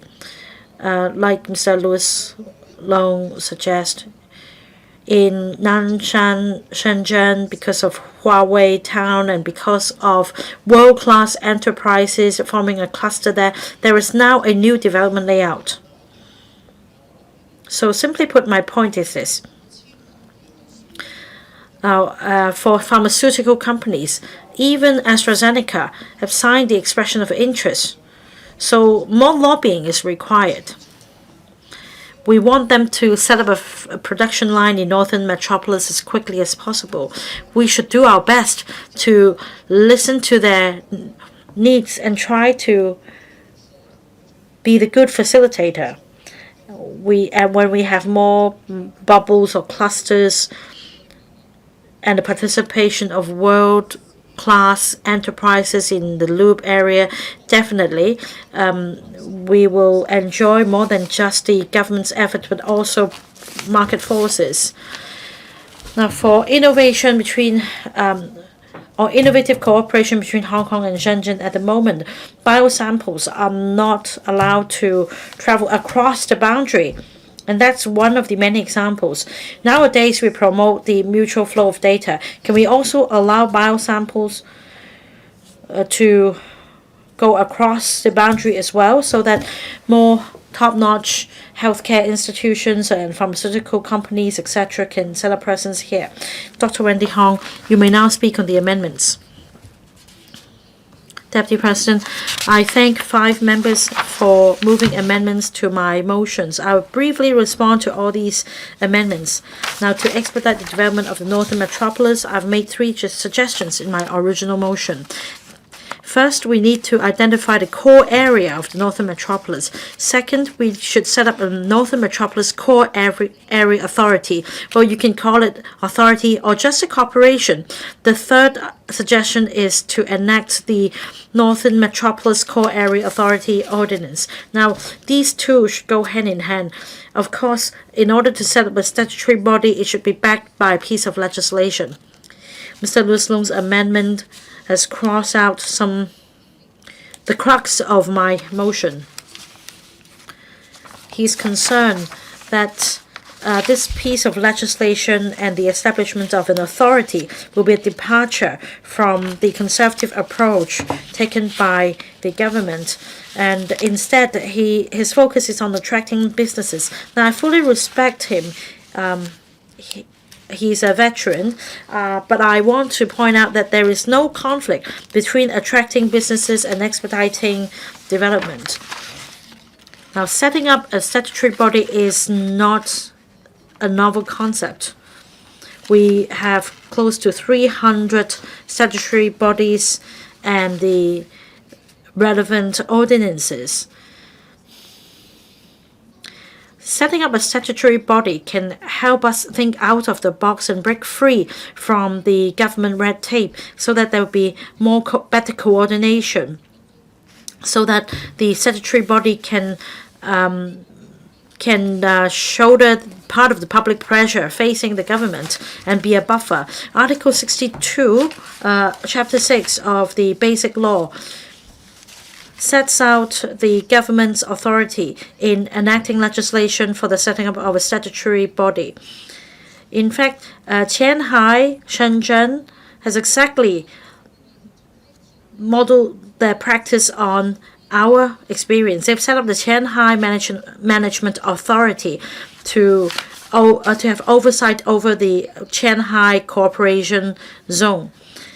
Now, this statutory or development authority encompasses a number of functions, including land development. Now, Mr. Dominic Lee mentioned the Jerome Town Corporation in Singapore. Likewise, this corporation takes up a similar role. The functions include land planning, attracting businesses, etc. It's been there for 57 years. So it's not right to say that this statutory body will only carry a single function. Now, we need to draw on the experience in other places, as well as our own experience. I don't agree with Mr. Loong's amendment. I'm going to support other amendments. Ms. Yuet-ming pointed out in her amendment the relevant development layout, and likewise Mr. Kwok-fan mentioned the priority items in first phase of the Northern Metropolis development. There is room for discussion when it comes to development in the first phase, so I support Ms. Yuet-ming and Mr. Kwok-fan's amendment. Mr. Michael Tien's amendment includes the railway line and the relevant expression of interest. Now, I agree with Mr. Michael Tien. He supports the setting up of the statutory authority as well. As for Mr. Gary ZHANG, he supports the statutory body idea as well, but he suggests that the power should be devolved. I agree with the amendment. I think the bone of contention is the setting up of a statutory body and the relevant legislation. I am of the view that the statutory body is one innovative approach for us. Secretary for Development. Madam Deputy, I thank the 41 members who have shared their thoughts and suggestions on the motion today. As I said in my opening remarks, the Northern Metropolis is crucial to Hong Kong's socio-economic development. The project is also a significant part of the Greater Bay Area development. The SCR government is now working as a determined team while harnessing market forces. We provide policy support and we also work with the market. We have heard divergent views from members. Still, I think those comments come down to two arguments. One, an argument for new policies and changes in the implementation mechanisms. But members differ over how we get there. Now, on policy innovations and improvements to implementation mechanisms, these are areas that warrant deepening efforts and refinement in our efforts. I want to start with policy innovations. Over the past couple of years, the Development Bureau came up with many innovative policies and measures in land planning and development. We proposed a diversified development model. We have relaxed restrictions. We want to encourage more in-situ land exchange applications. Starting from the second half of the year, we will be starting the tendering exercise for 3 pilot sites for large-scale land development. We have also explored this option of allowing landowners to surrender land to be resumed by the government and use that amount to offset the money that the landowner will have to pay for in-situ land exchange or large-scale land development disposal. We have also considered options such as the pay-for-what-you-build approach and short-term tenancies that last longer. We are working on the details. The goal is to make it easier for market players to get involved so that we can get started the land development project sooner. In early April this year, we also invited expressions of interest from the market on the ecotourism projects in Tienpeiche and Pak Nai. There are some things special about this attempt. This is not just the first rollout of land parcels for tourism projects. This is also a new attempt where we start the EOI exercise before the statutory planning process. The point is to give us a better idea of what the market is looking for so that we can implement our project where we can achieve conservation. And we can also allow the public to better enjoy our natural resources. Now, on planning, we have the Sentine Technopole. There's an outline zoning plan. We have allowed maximum flexibility for versatile industry parks. There will be land for residential and non-residential uses. That's how we can cope with the constantly evolving market conditions. The same thinking applies to other new development areas and OZPs. So I have just covered some groundbreaking policies and ideas we have come up with. Another area of policy innovation is innovation in our industrial policy. The Innovation, Technology and Industry Bureau, the Transport and Logistics Bureau, and the Education Bureau are now studying the INT site in the Sentine Technopole, the logistics site in Hongshui-Q, and the 3 sites for tertiary education. They are looking at these land plots and coming up with specific directions in terms of the positioning and development strategy. As we work on land development, other policy bureaus are also seizing the moment and they're planning for those sites. We know businesses need time to put together their capital and organize their operations. Now, for businesses that will undertake land development, they also have to prepare for the construction. So much work is proceeding in parallel. And that's why different policy bureaus are putting their heads together and working together. Now, another direction is better implementation mechanisms. Some people argued for something like an airport authority to run the operation of the Northern Metropolis. As the chief executive said at the recent Q&A session, the Northern Metropolis is a vast project covering 1/3 of Hong Kong's size and population. The overall planning, preparations, resources, and capability involved will be at a gigantic scale. And that means the airport authority may not be a good analogy. As I said in my opening remarks, a more viable alternative is to explore the creation of a corporation to run each industry park in the Northern Metropolis, like what we have with the Hong Kong Shenzhen Innovation and Technology Park Limited. We focus on a specific plot, a specific industry, and then that corporation can offer the operational flexibility and advantages. The policy address last year proposed creating pilot industry parks in part of the logistics site in the Hong Shou New Development Area.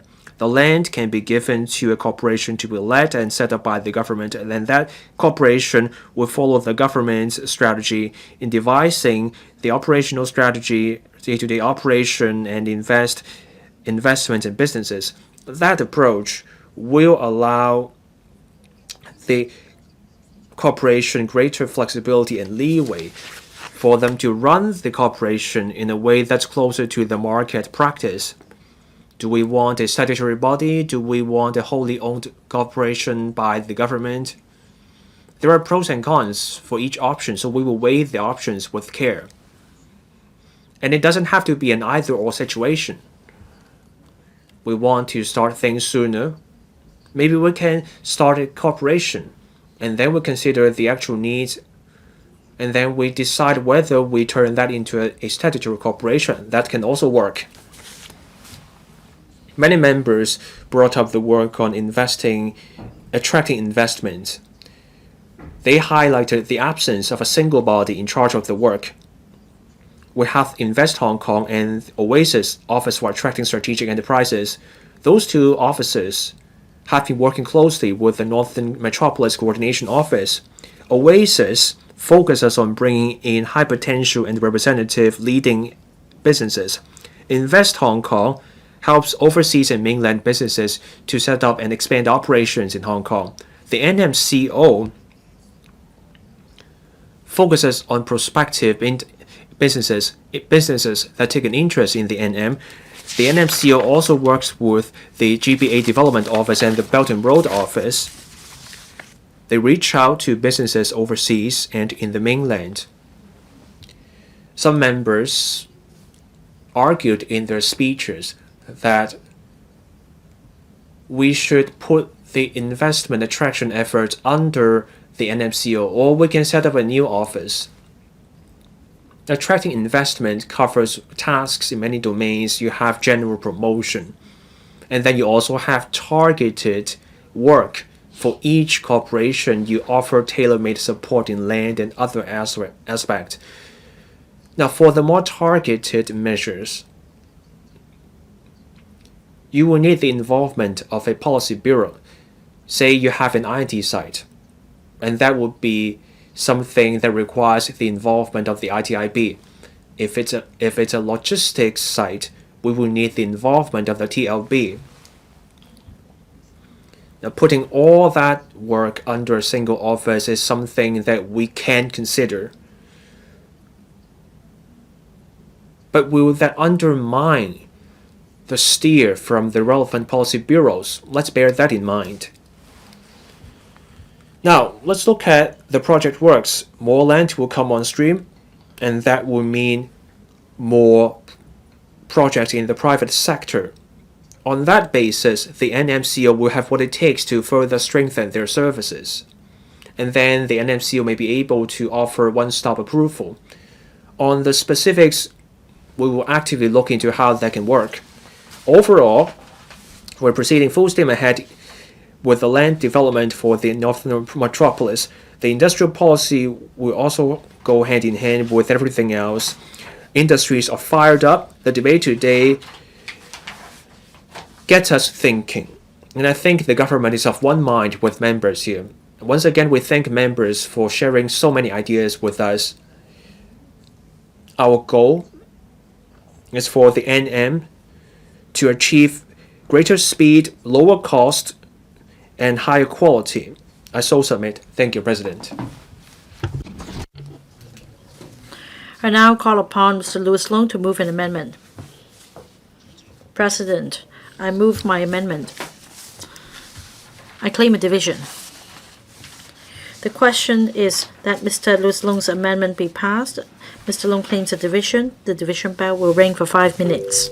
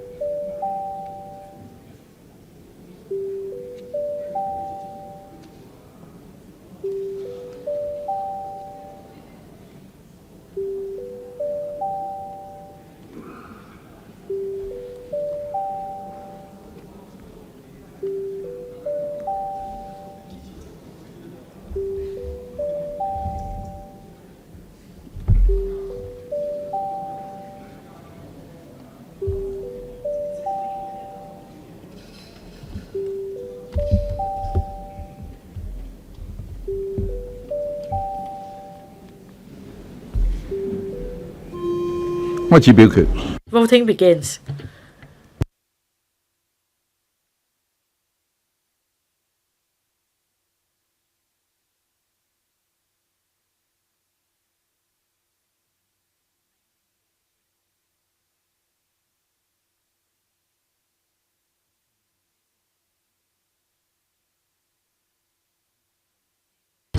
Please check your votes. If there are no questions, the voting is closed. The results are displayed. From ECs, 37 present, 22 for, 2 against, 13 abstentions. From FCs and GCs, 48 present, 31 for, 15 abstentions. The question is agreed by the majority of each of the two groups of members present. I declare the amendment passed. Dr. Starry. President, I move that in the event of further division being claimed in respect of the motion on establishing innovative institutional mechanisms to move full steam ahead with the development of the core area of the Northern Metropolis and the amendments, this Council should proceed to divisions immediately after the bell has been rung for 1 minute. I propose the question to you that Dr. Starry Lee's question be passed. Will those in favor please raise their hands? Those against, please raise their hands. I think the question is agreed by a majority of each of the two groups of members present. I declare the motion passed. I declare that in the event of further division being claimed in respect of the above said motion, the Council will proceed to division immediately after the bell has been rung for 1 minute. Members have been informed that as Mr.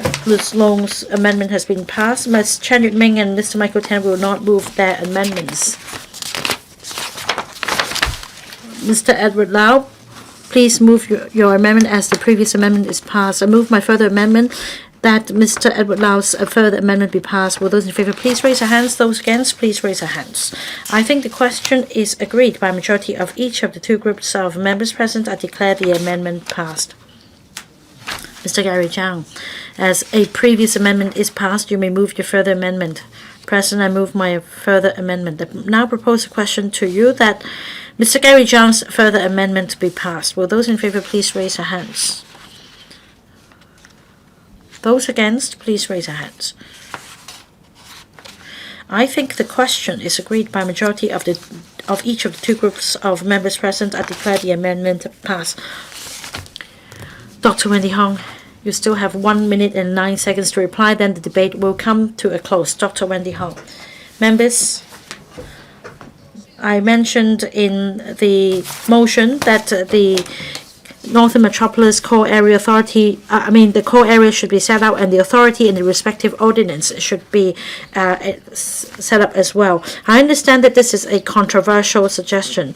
The Legislative Council, however, is the perfect platform for a public debate. 41 members have spoken on this motion. They've given a lot of insights, so I'm very grateful. We all lay out our arguments, and the government and the public are fully aware of our points, and this will help the government in making a decision. Mr. Louis Loong, Mr. Edward Lau, and Mr. Gary ZHANG's amendments have been passed, and they did not change the crux of the original motion. Now, I urge members to support the original motion. I believe this has been a valuable debate. I now put the question to you that Dr. Wendy Hong's motion as amended by Mr. Louis Loong, Mr. Edward Lau, and Mr. Gary ZHANG be passed. Will those in favor please raise their hands? Those against, please raise their hands.